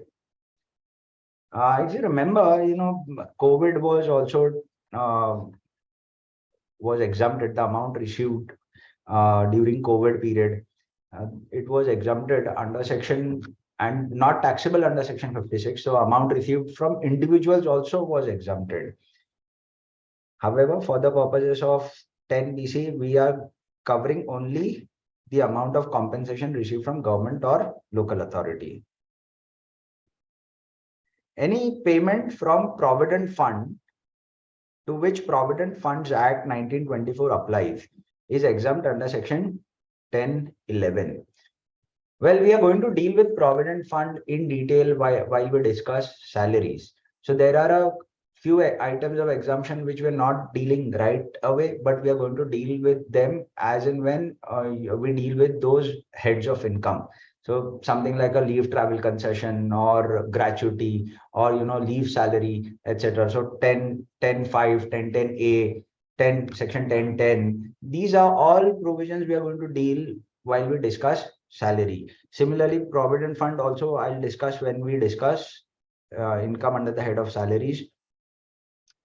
Sukanya Samriddhi, income received from Sukanya Samriddhi. This was a flagship program of the NDA government, introduced in 2014. Any account any saving account which is opened in the name of a female child, the income therefrom is exempted. Now, the Sukanya Samriddhi is some, alike to the Provident Fund, PPF account, but this is in the name of the girl child. It is a, part and parcel of the Beti Padhao, Beti Bachao Abhiyan. The interest rate is 8%. The maximum amount of investment that could be made in one account is 1.5 lakh rupees per annum. And the maturity period is 21 years of age of the girl child. So either when she reaches 21 years of age, the amount could be withdrawn out of the scheme, or if she gets married after attaining the age of 18 years, the amount could be utilized from Sukanya Samriddhi. So this is promotional scheme. Understand, it is a promotional scheme for the purposes of um, a female child. In order to promote such scheme further, the income therefrom has been exempted. So it is a good tool in the hands of the government. If they want to promote a particular activity or a particular investment, they could exempt the income arising on that particular investment or activity. It leads to promotion of that particular activity, right? Section 10, clause 16 deals with scholarship granted to meet the cost of education. So this might be of a possible interest to you if you receive any scholarship from any of the institutions. The amount of scholarship is going to be exempt so far it is granted to meet the cost of education. Now, taking an example, here Drishti secures a scholarship of rupees 2 lakhs. She actually spends rupees 1 lakh on cost of education and 2 lakhs, oh sorry, and rupees 20,000 for purchase of laptop. Discuss taxability.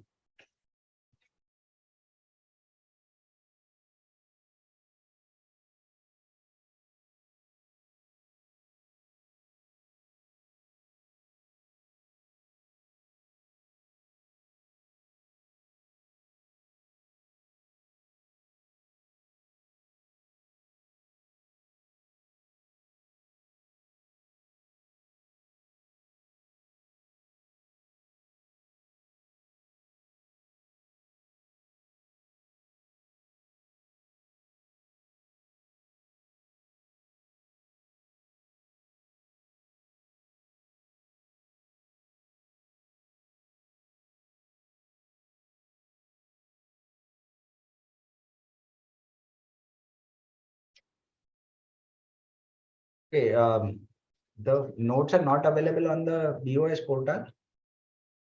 I've uploaded it yesterday, but I'll recheck and I'll re-upload. Don't worry. Okay, I get a few answers. Harshita says it's D. Bhumika says it's C.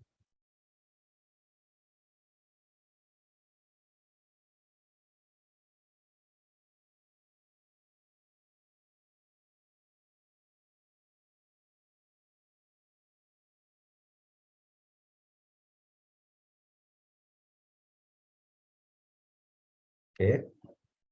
Shankaran says it's B. So I'm getting all the options.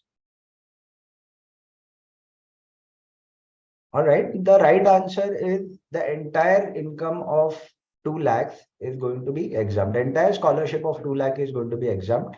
See, whether you spend it or you don't spend it, irrespective of what you do with that amount, even if you happen to save a bit of that scholarship, yet it is going to be exempt. So the only objective is that it should be granted to meet the cost of education. Even if a saving happens subsequently, well, that is now that does not define my amount of exemption, right? Getting my point, friends? So irrespective of the amount, it is exempt. Going further,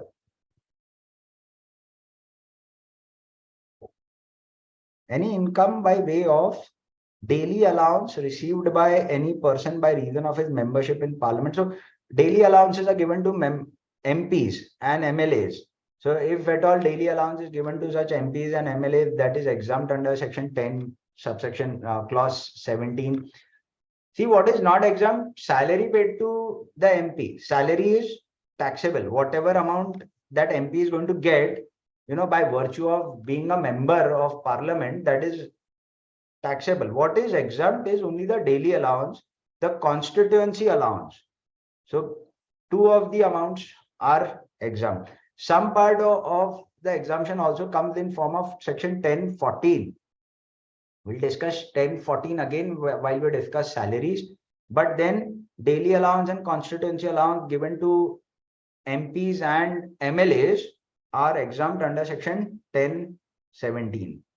Constituency allowance is given to the extent of 70,000 to each of the MP. They have to go through the roam around the constituency. They are expected to do that. So, it's a public work, and therefore such constituency allowance paid to an MP would be exempt. It's a public work. Then going further, any award or reward approved by central government. Now, usually the Olympics and the Commonwealth medal winners, they get awards. Now, that is exempt. So, award approved by the central government in public interest would be exempted. Award money, right? Similarly, any income by way of pension received by an individual who have been awarded Paramveer Chakra, Mahavir Chakra, Veer Chakra. So these are our gallantry awards. Those who demonstrate valor and win this particular award. The pension received by a gallantry award winner would be exempt, right? So probably post-retirement, since he has shown courage, the pension that he is receiving is going to be exempt under section 10 clause 18. Similarly, family pension received by members of the family, of an individual who has received that gallantry award, even that would be exempt. Family pension to the to the member of the armed forces himself, or sometimes there is a disability that happens to a person of armed force. A disability pension is given. That disability pension would also be exempted. Fair enough.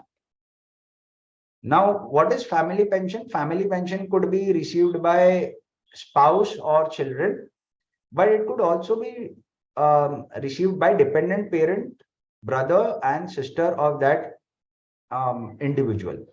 So here the definition of family is the extended family. So not merely spouse and children, but also if it is a case of a dependent parent or a brother or a sister, even that brother, sister or dependent parent would be exempted in respect of the family pension received by such individual. Going further.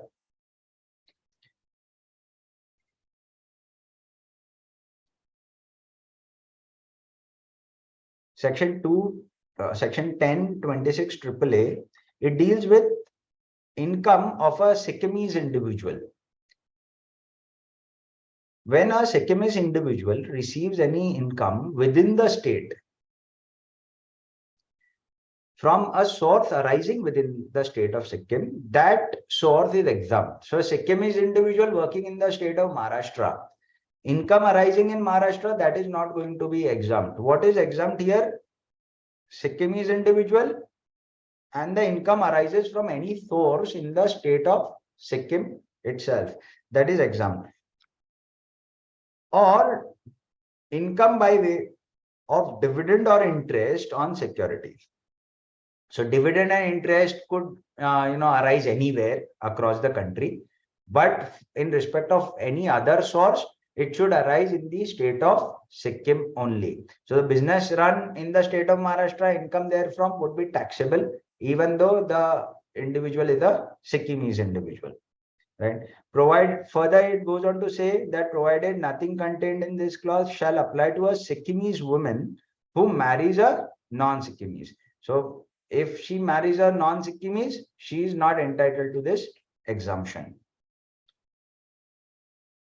Now, well, why you have this specific exemption? Well, you'll have to get into the history of it.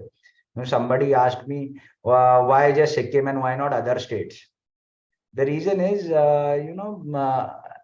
Sikkim was made part of India quite late. It went on to become part of the country in 1975, and therefore it came with terms and conditions. One of them was that no income tax to be levied from the sources of a Sikkimese individual in the state of Sikkim. I hope you get it. Now, remember two aspects. Amount exempt is not includable in the total income of the assessee. Exemption related to specific heads of income are discussed in those respective heads. This amount of exemption is not going to be included in the total income itself. Going further, friends, yes. Let's come to a special provision. Now, Section 10AA is ideally not an exemption, but it is an item of deduction. Why I say that, you'll get to know in a short while, but for the time being, understand that it is special in a way, because this is one provision which grants you exemption based on, establishing a unit in a particular territory. There are special economic zones which have been created throughout the country. So we have got a special SEZ in Santa Cruz. There is a SEZ in Cochin, Kandla, Surat. So these special economic zones are, nurtured in order to promote exports. More and more exports should happen, and more foreign exchange we should get. Now they need to be promoted, and therefore income arising out of such units established in the SEZ are given special treatment under the Income Tax Act. We have got a provision which grants such units tax holiday. Now this deduction here is a profit linked incentive. It is a profit linked incentive scheme.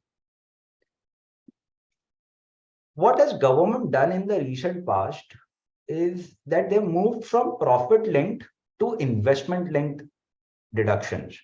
Now there are no more profit linked deduction. Earlier we had a lot of provisions which gave 100% of the profit as deduction, or 100% profit as exempt. However, now they say the more you invest, the more your exemption or deduction would be. So you have a provision contained in Section 35AD. You'll come to know about this when you'll discuss profits and gains of business or profession. It is an investment linked incentive. The more the investment you do, the more investment in plant and machinery or other aspects of business, you'll get a deduction for the entire investment. However, Section 10AA remains to be a profit linked incentive, and it is a deduction granted in respect of units which are established in SEZ. The entire thing was to counter China. China was extremely aggressive. There were such areas in China like Shenzhen, you would have heard about it, Shantao. They gave incentive to industries, and because of those incentives, Chinese export rose sharply. In India also we needed something like that, and therefore 10AA was inserted, whereby any entrepreneur who establishes an undertaking in an SEZ would be given deduction provided it starts manufacturing or providing services. So you have to start the manufacturing or start providing services, and the last cutoff was 1st of April 2021, before 1st of April 2021. So in other words, 31st of March 2021 was the sunset clause that was inserted for 10AA. Right now, today, if you go and set up a unit in SEZ, you're not going to get benefit of 10AA. So if I'm not going to get benefit today, why am I discussing this provision? If the last cutoff was 31st of March 2021, there's no reason why I should discuss it. Although there is a sunset, but the existing units continue to get the deduction. And what is the deduction allowed? They say, for the first 5 consecutive assessment year, subsequent to the starting from the year in which you begin the manufacturing or the provision of services, 100% of the profits and gains derived from exports. So whatever profit you derive out of exports would be exempt for 5 years. from the year in which you would have set up the business. Now, let's assume, there was a industry that was set up on 31st of March 2021. That's the last day, cutoff day. Now they still have got 5 years, 5 years starting from AY 21-22.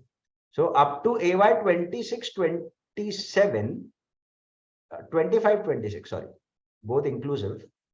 Up to AY 25-26, they will still continue. They'll still continue to get deduction in respect of 100% of the profits. So 100% of the profits are going to be exempt to the extent they arise out of exports.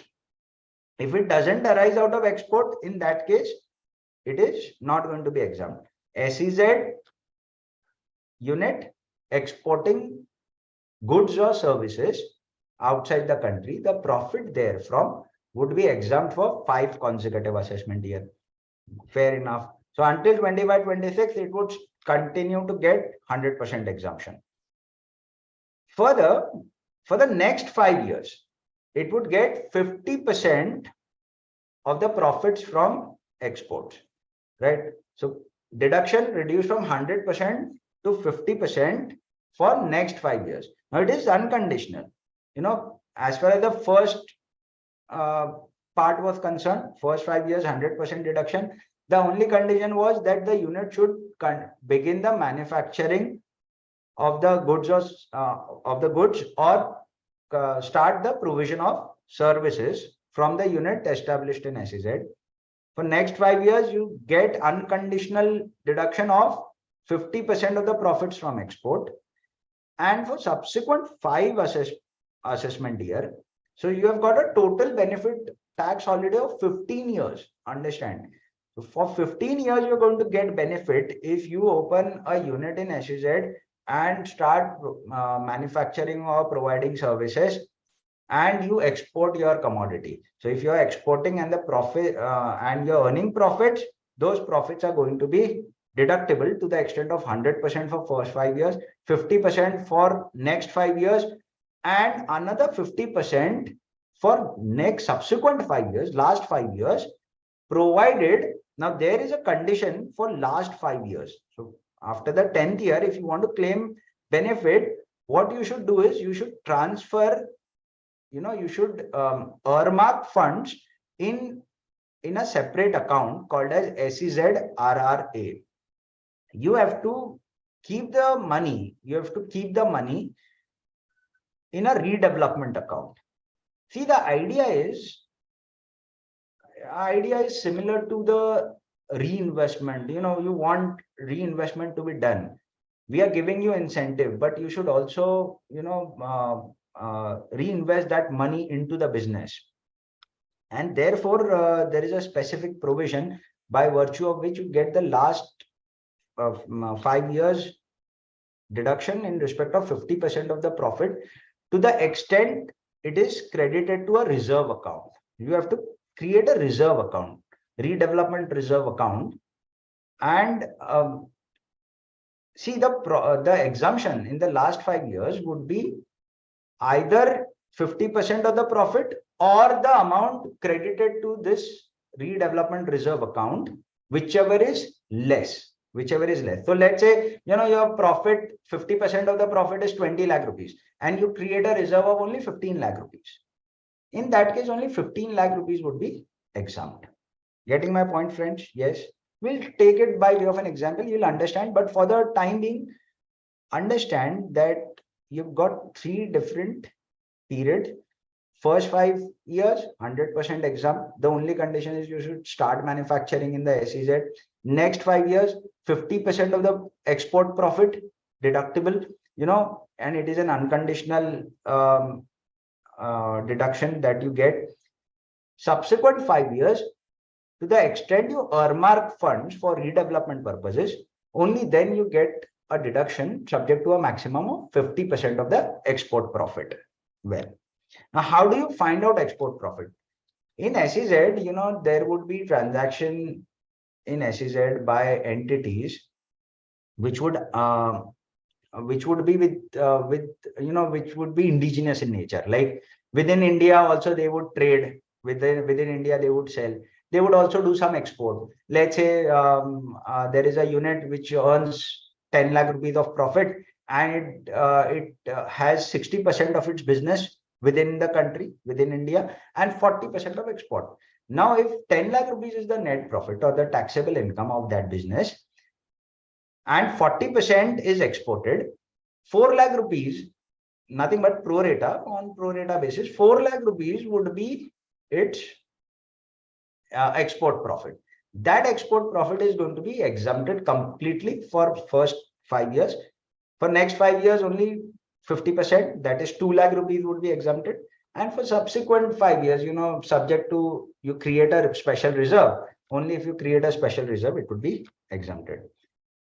Let's take up an example and try and understand this well. I've taken all the three phases: first 5 years, next 5 years, and subsequent 5 years. Let's take up a problem. Let's try and understand this by way of a problem. See here very carefully.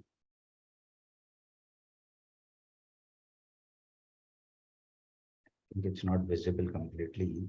Just give me a second.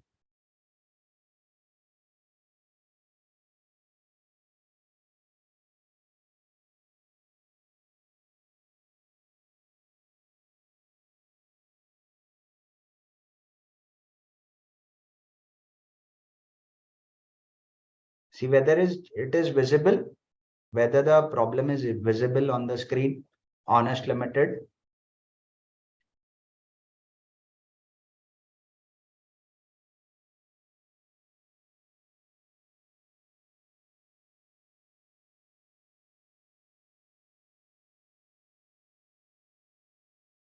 Please confirm somebody.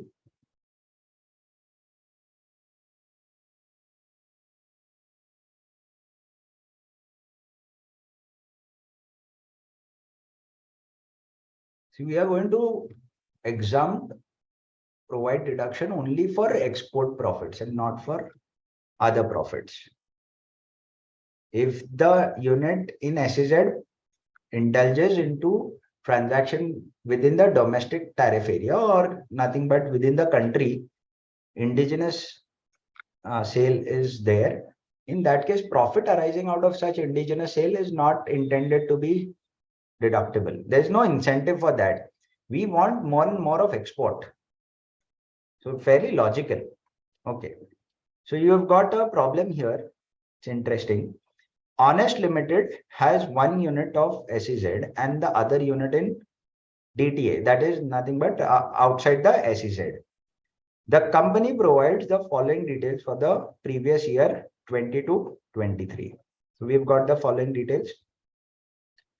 Total sales of Honest Limited is 6 crore rupees, out of which the DTA unit has a turnover of 2 crore rupees. So now here what you'll have to do is you'll have to find out the turnover of SEZ unit by deduction, right? You'll have to deduce. How do you deduce? 6 crore minus 2 crore is 4 crore rupees of, SEZ turnover. You have a 4 crore rupees of SEZ turnover.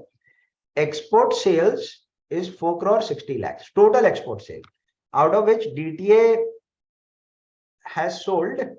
unit has sold 1 crore 60 lakhs, and therefore 3 crore rupees is my export sale from the SEZ. Fair enough. So 3/4 is export. So whatever profit I earn, 3/4 only would be entitled to benefit, right? And not the rest of it. What is my net profit? Net profit is 80 lakh rupees, out of which, the domestic tariff area, I've got a net profit of 20 lakhs, and therefore 60 lakh rupees would be my profit of the SEZ. I hope you're getting until this. Why there was a shift in the government policy to move from profit linked to investment linked of benefit? The reason was simple. When it was profit linked, there was always a tendency of the assessee to increase the profits in the SEZ. What they would do is they'll try and increase as much as profit of the SEZ and reduce as much as profit of the DTA. That was a good planning available with them, and a lot of times, we had to, we saw that counter evasion measures were introduced within the act. We'll discuss those counter evasion measures also, but for the timing, see, look here, do you get that the SEZ turnover is 4 crore, 3 crore rupees out of that 4 crore is export turnover, and 60 lakh rupees is the profit. So now here, that this particular unit of SEZ is entitled to benefit under section 10AA, provided it starts the manufacturing activity prior to 31st of March, on or prior to 31st of March 2021. Earlier, this was only 2020, 31st of March 2020. But then since COVID came in, this was extended to 31st of March 2021. Now, what it says, Honest Limited has started the manufacturing activity on 1st of July 2011, 1st of May 2015, and 1st of August 2019.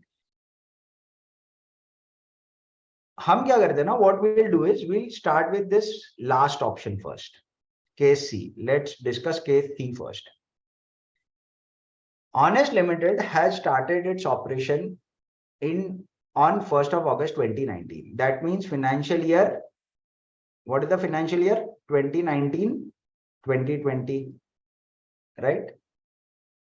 So for the first time, it would get benefit of 10AA in assessment year 2020-2021. That's the first assessment year, and it would continue to get 100% deduction in respect of profit, export profit, for 5 years. So it is going to get deduction until 24-25.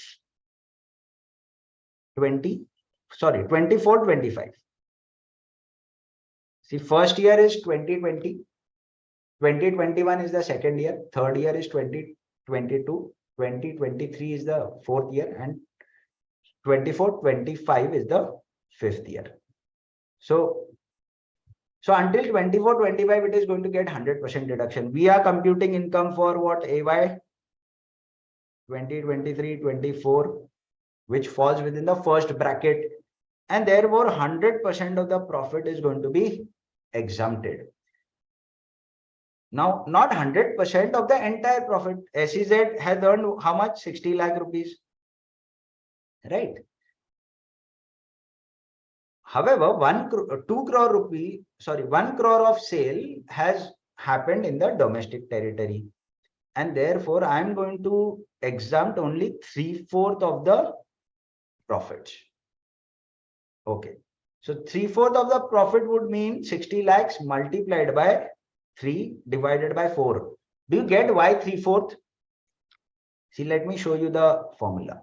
It's a pro rata calculation. My total profit is 60 lakhs. My total turnover is 4 crore, out of which my export turnover is only 3 crores. And therefore, 60 lakhs divided by 4 crore multiplied by 3 crore. Simple. So this comes down to 45 lakhs. Do you all agree with me? Yes, 45 lakhs. See, do you get it, friends? Everybody, the first phase, first 5 years, the answer therefore would be D. Well, yes, Harshita, fantastic. She has calculated all 3 of them. Now, moving further,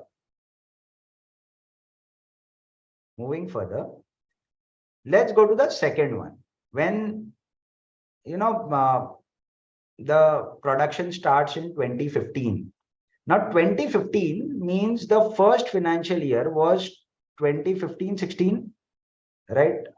Relevant assessment year 2016-17, right? So 5 years have elapsed in 2020-21, right? And therefore, I could claim only 50% of the export profit. Isn't it? My export profit was 45 lakh rupees. This is something that I have already calculated in case C. And therefore 50% of 45 lakh rupees would be how much? Sorry, would be 22 lakh 50,000. Wonderful. Great. Now, when it comes down to the period, the last 5 years, you have to create a special reserve. Only if you create a special reserve and use that reserve for the intended purpose, would you be eligible for the deduction, right? So you have to retain the reserve. Now the maximum amount of deduction is 50% of the export profit. However, here what Honest Limited has done, it has created a reserve which is lesser than the 50% profit. We have already computed 50% of the profit over here, that is 22 lakh 50,000. The reserve which have been created by way of a debit to profit and loss account by Honest Limited is only that of 20 lakhs.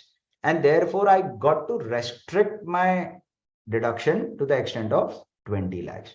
So therefore, C is the answer in respect of case A. I hope you're getting it. Just in case if there is a confusion, I've tried to make myself extremely clear. In case if there is any confusion, you just, watch this again. I'll also show you the solution. I'll just show you the solution.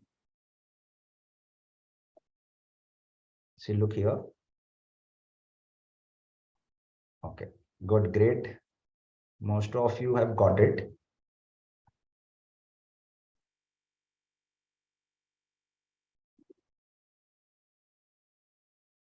You have the solution on the screen. You could just go through it. And you could see that for the first question, you get 20 lakh rupees of deduction. For the next case, you get 22.5 lakhs. And for the last, you get 100% of deduction. Now,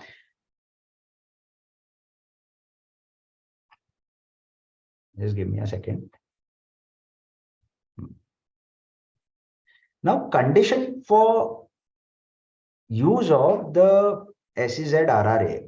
See, SEZ RRA is the entire objective of that reinvestment reserve is to ensure that the money is reinvested in the SEZ. The SEZ should thrive. It should be there. It is a special area, and therefore units are expected to reinvest their profit. Now, how do you reinvest? So they say under subsection 2, they say that you have to acquire machinery or plant within 3 years. Within 3 years, following the previous year in which the reserve is created, right? So whenever you create a reserve, you have to reinvest the amount in plant by purchase of plant and machinery within 3 years period. See, the maximum deduction for the last phase of 5 years is 50% of the profit, subject to the condition that you create a reserve, right? And you utilize that reserve for purchase of plant and machinery in next 3 years.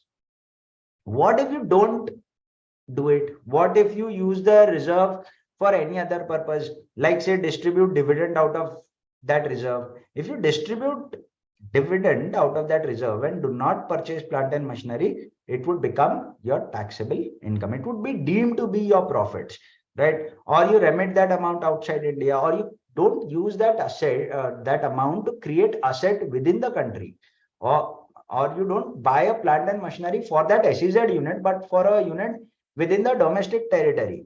Now that would lead to that use of amount for any other purposes would lead to the amount being treated as your deemed profit. So what happens? You create a reserve. You've created a reserve in case of Honest Limited of 20 lakhs. You don't use it for plant and machinery, but you distribute dividend out of it. In the year in which you distribute dividend, the entire 20 lakh rupees would be treated as your profits, deemed profits. Now, what if the 3 years, you don't use that amount, but 3 years period would elapse. So whenever the 3-year period would elapse, in that year, it would become taxable. Fair enough. So non-fulfillment of condition, well, you don't utilize it for your business. In that case, it is taxable in the year in which you wrongfully utilize for any other purpose. If you don't utilize it for 3 years completely, it would be deemed to be profit. If the funds are diverted for any other purpose, well, it is to be treated as your deemed profit. Now, moving further, see, at unit level, the manufacturing activity or provision of service should start before 1st of March 2021. So it should start before 2021. It was extended further. It was earlier, it was 1/4/2020 only, but then extended because of COVID to 1/4/2021. Next is at unit level, it is the duty of the government to ensure that it is not merely a unit out of reconstruction or splitting up of the existing unit. It should be new unit completely. There should be new investment that should be done in the SEZ. So it is not something which is formed by splitting up of or reconstruction of the existing business. Then similarly, the plant and machinery that you're going to purchase, that should not be second-hand plant and machinery. It should be new plant and machinery. It should not be previously used. So this is very similar to the additional depreciation you claim. In respect of additional depreciation also, you've got similar condition. It should not be previously used. Although if it is a imported machinery used outside India by any other person, in that case, it would still be treated as a new machinery here in India. Similarly, they have given a bit of a cushion whereby they say that if the plant and machinery, if the total value of plant and machinery does not exceed 20%, if such second-hand machinery do not constitute 20% of the total investment in plant and machinery, then it is fine, right? So what we don't want is a unit which is only a makeshift arrangement to claim deduction. We want serious entrepreneurs who are investing into the SEZ and who are going to export outside the country. Then similarly, sometimes what happens is you've got amalgamation and demerger. Now, if at all there is a amalgamation and demerger that takes place, the amalgamated company or the demerged company would continue to get the benefit under Section 10AA. The amalgamating or the demerging company or the demerged company, well, that would lose the advantage. So the new company wherein this unit has been amalgamated, well, that would get the advantage under 10AA. Similarly, further, you've got a few more conditions. One such condition of my interest is that for claiming deduction under Section 10AA, I need to give a report of chartered accountant in form 56F.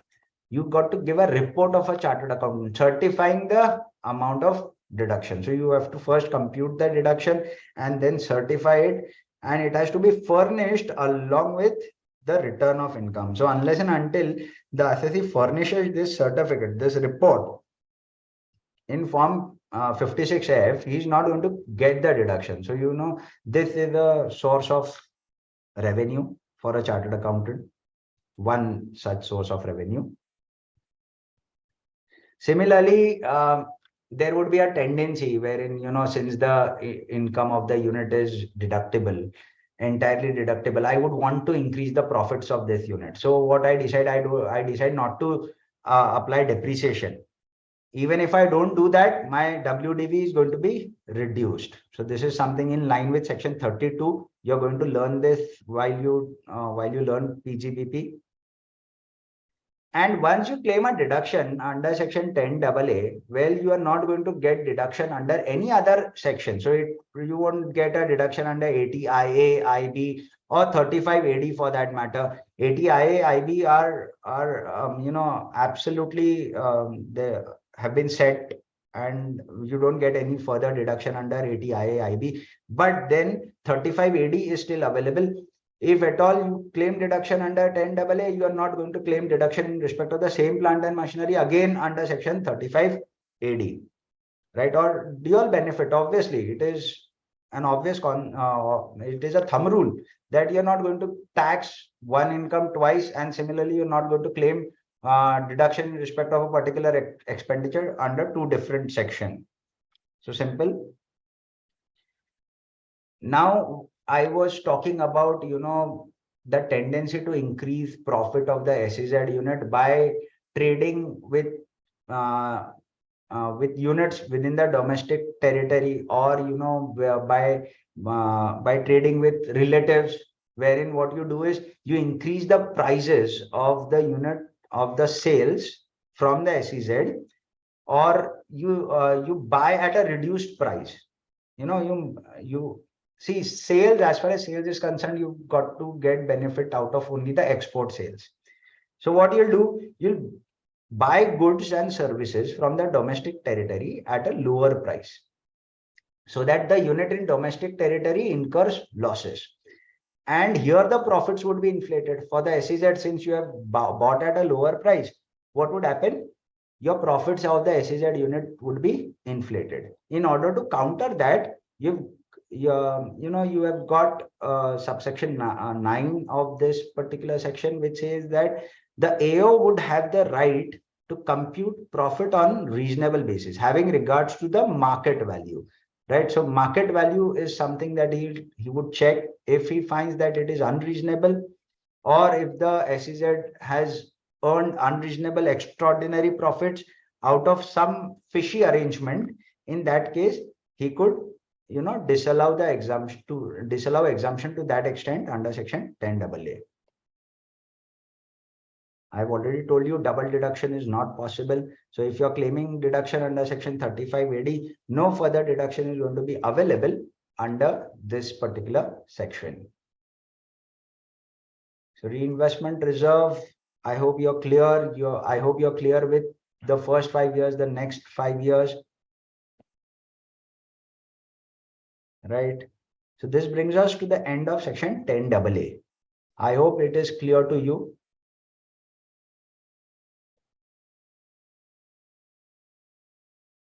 Well, there is meaning of export turnover, which is provided in explanation 1, in which it says it means consideration received in India or brought in India in respect of export by undertaking of goods or services. Export of goods and services by an undertaking.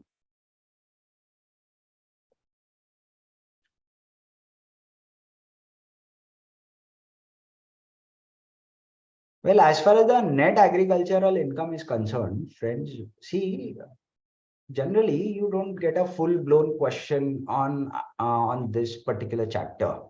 The reason would be there would not be much of a practical problem which could be created. You would either get a MCQ or a short question, or by way of an adjustment. Mostly what you get is a big question, and in that you'll have certain information given about exempt income, and you would have to calculate the total income, usually. Now, as far as agricultural income is concerned, it remains to be one of the most widely used exemptions. Section 10(1) is something, in real life also, it is used by most of the assessees who are in possession of agricultural land. And therefore, net agricultural income got to be computed. Now, what happens now? How do you compute net agricultural income?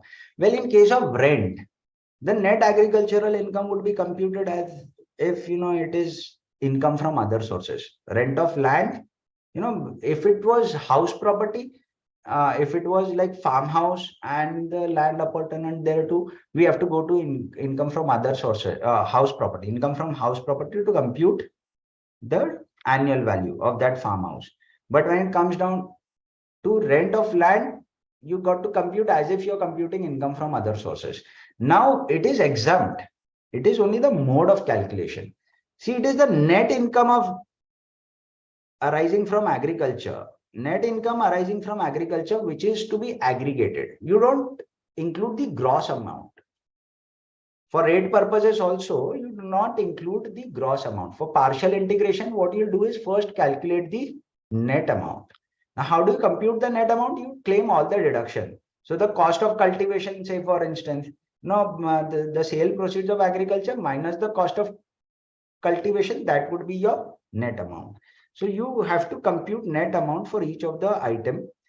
Rent of land, you compute the net amount as if it is income from other sources. Similarly, agriculture, you would have to compute the income as if you're computing profits of some business without giving application to section 40A and 40A4.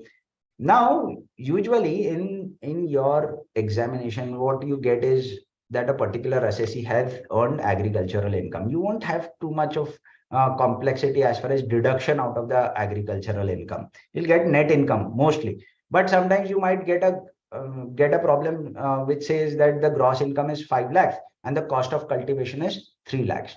So what you got to take for the purposes of partial integration is only 2 lakh rupees of income and not the entire 5 lakhs. I hope you're getting it, friends. So you have got items of exempt income, which are either fully exempt or partially exempted. Fully exempt, we have seen, it is agricultural income, which is fully exempt. Interest from NRE account, which is fully exempt. You've got a list of those items which are fully exempt. Partially exempt income are in the nature of gratuity, leave encashment, which we are going to check when we discuss salaries. And the last provision for the day. Okay, are there any doubts? You just put in your doubts. I'll solve each of them. Don't worry, Keshav. I'm going to solve each of your doubt. I don't see any doubt that you've put in the box. You just type your doubt and I'll solve it. Now, the last provision for the day is expenditure incurred in relation to exempt income. See, I've got an assessee can have both taxable income as well as exempt income. Sometimes he incurs expenditure for the purposes of earning exempt income. Now, whether that expenditure that he has incurred for earning exempt income should be allowed from the taxable income, the idea is no, absolutely not. Why should anybody get the benefit of item of deduction, the income of which is not taxable? So as a natural consequence, we have got section 14A, which is fairly logical. It says that for the purposes of computing the total income under this chapter, no deduction shall be allowed in respect of expenditure incurred by the assessee in relation to income which do not form part of the total income. So we are not going to give him an assessee deduction in respect of expenditure that he had incurred for an exempt source out of taxable source. Fair enough. Now, what happens sometimes, there is a very thin line. It is very difficult to figure out what is the amount that I have incurred for earning taxable income and what is the amount incurred for earning exempt income. Usually in case of interest, let's say I've got some business which is exempt and some business which is taxable. Now, there is commonness of fund. I have borrowed money. I've used some money for the purposes of, taxable business and some money for the purposes of exempt business. And it would, it would always be, sometimes it would go up, sometimes it would go down. And therefore, in such a case, they say that assessing officer, if he is not satisfied with the disallowance that the assessee has made in respect of such deduction in respect of exempt source, if he has not done that properly, in that case, the assessing officer could compute the amount of disallowance to be made under section 14A. Section 14A would not allow you deduction in respect of that amount of expenditure which you have incurred for exempt source. Sometimes the thing is very clear. Like, say for instance, we have seen one problem.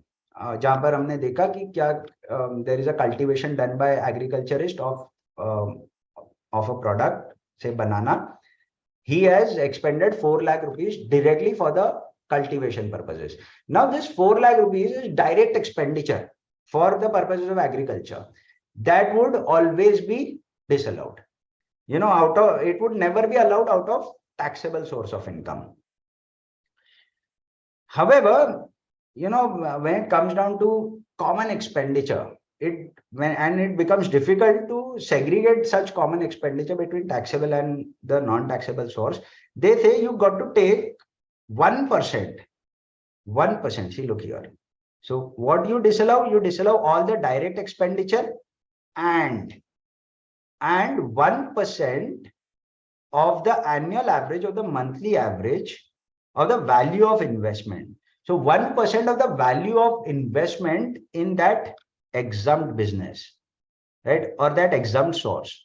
Whatever you have invested in the exempt source, 1% of that would be disallowed. So this is section 14A. For the time being, as far as the module is concerned, it doesn't have any of the, it doesn't have any of the example related to 14A. It might seem a little complex, but understand what 14A does. 14A does not allow you deduction in respect of that amount of expenditure that you have incurred for earning exempt income. So if you have incurred any expenditure for the purposes of earning exempt income, it would not be allowed out of your taxable profits. There is an explanation added, however, by Finance Act 22, which says that there was a controversy. See what happens. I'll explain you the controversy. My assessee has got two sources of income. One is taxable and the other is exempt. Now, he or she earns 10 lakh rupees from taxable source. However, there is no receipt of exempt income during the year. What she has done, she has only incurred expenditure. There is no exempt income. She has only incurred expenditure. Like in our example, where you have the banana crop growing, no income was received out of sale of banana. What has happened is during the financial year, only expenditure was incurred. Let's say 4 lakh rupees of expenditure was incurred for the purpose of earning exempt income, but then no exempt income accrued. And this assessee, she claimed this 4 lakh rupees, which she had expended out of the taxable profits. And the assessing officer disallowed. The matter went into the court, and courts held, there were some courts which held that since there is no exempt income, 14A would not apply. Whether this assessee has earned exempt income, the answer was no. It did not accrue in the year, during the year under consideration. It would have accrued subsequently. Expenditure generally precedes the amount of income. So expenditure was incurred, but income was not earned. And therefore, they say 14A would not apply and the deduction would be available. In order to settle that controversy, they say that section 14A shall be deemed to have always applied in case where exempt income has not accrued. So even if exempt income is not accrued, but if the expenditure is incurred in relation to that exempt income, it would be disallowed.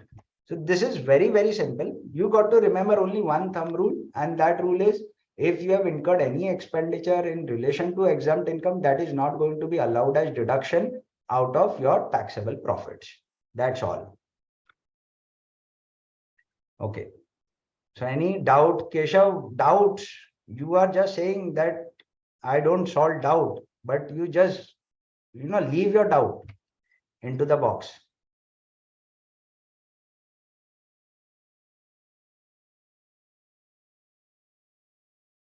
Okay, Varsha 10 BC. Okay, section 1010 BC deals with compensation by government in respect of disaster. So if at all there is a disaster, and in order to, give solace to those who have lost their people in that disaster, or the legal heirs of that individual. There is flood or earthquake that comes, and a lot of loss has happened. Governments do compensate in case of those natural disasters. So whatever compensation is received by an individual or his legal heir, that is going to be exempt. What happens is, if at all, there is an earthquake, and because of that earthquake, there is a loss of, let's say, a shop building, which was insured. Now, if that is lost, if the shop is lost or the stock is lost, what you'll do, you'll claim a deduction in respect of the stock within the shop. Stock lost by fire, stock lost by earthquake, you'll claim deduction. Now what happens is, government would compensate you for this stock that you've lost. You have claimed deduction in respect of stock lost by fire. Now, if you have so claimed a deduction in respect of stock lost by fire, in that case, this compensation would also become taxable, and it would not be exempt under section 10 BC. Do you get it? So if you're claiming deduction in respect of a certain item, in that case, deduction would not apply. But if you're not claiming any deduction, in that case, the compensation would remain to be exempt. Well, not really. Well, Darshan is asking whether you need to remember clauses or subsection. Well, not really. You don't need to remember those. See, use them more often. If you use them more often, you'll remember, or make a story of your own about that particular clause. So like, I was 16 when I earned a scholarship. So you know that it is 1016, which deals with scholarship. Now I was in 12th when I was 16 and I had earned a scholarship. So you make a story and you'll remember the subsection. So like 26 AAA. I was 26 when I went to Sikkim. It could be any story for that matter. I hope you're getting it, friends, everybody. Keshav, I'm waiting for your doubt. All right, friends. That brings us to the end of this chapter. If you've got any query, you could leave it into the chat box. I don't know what kind of interface you get, but I'll try and answer them in the next lecture. I hope I've clarified most of it. You have very limited section in this chapter. However, certain provisions related to exemption are covered by the individual heads. We'll deal with them as we deal with those individual heads.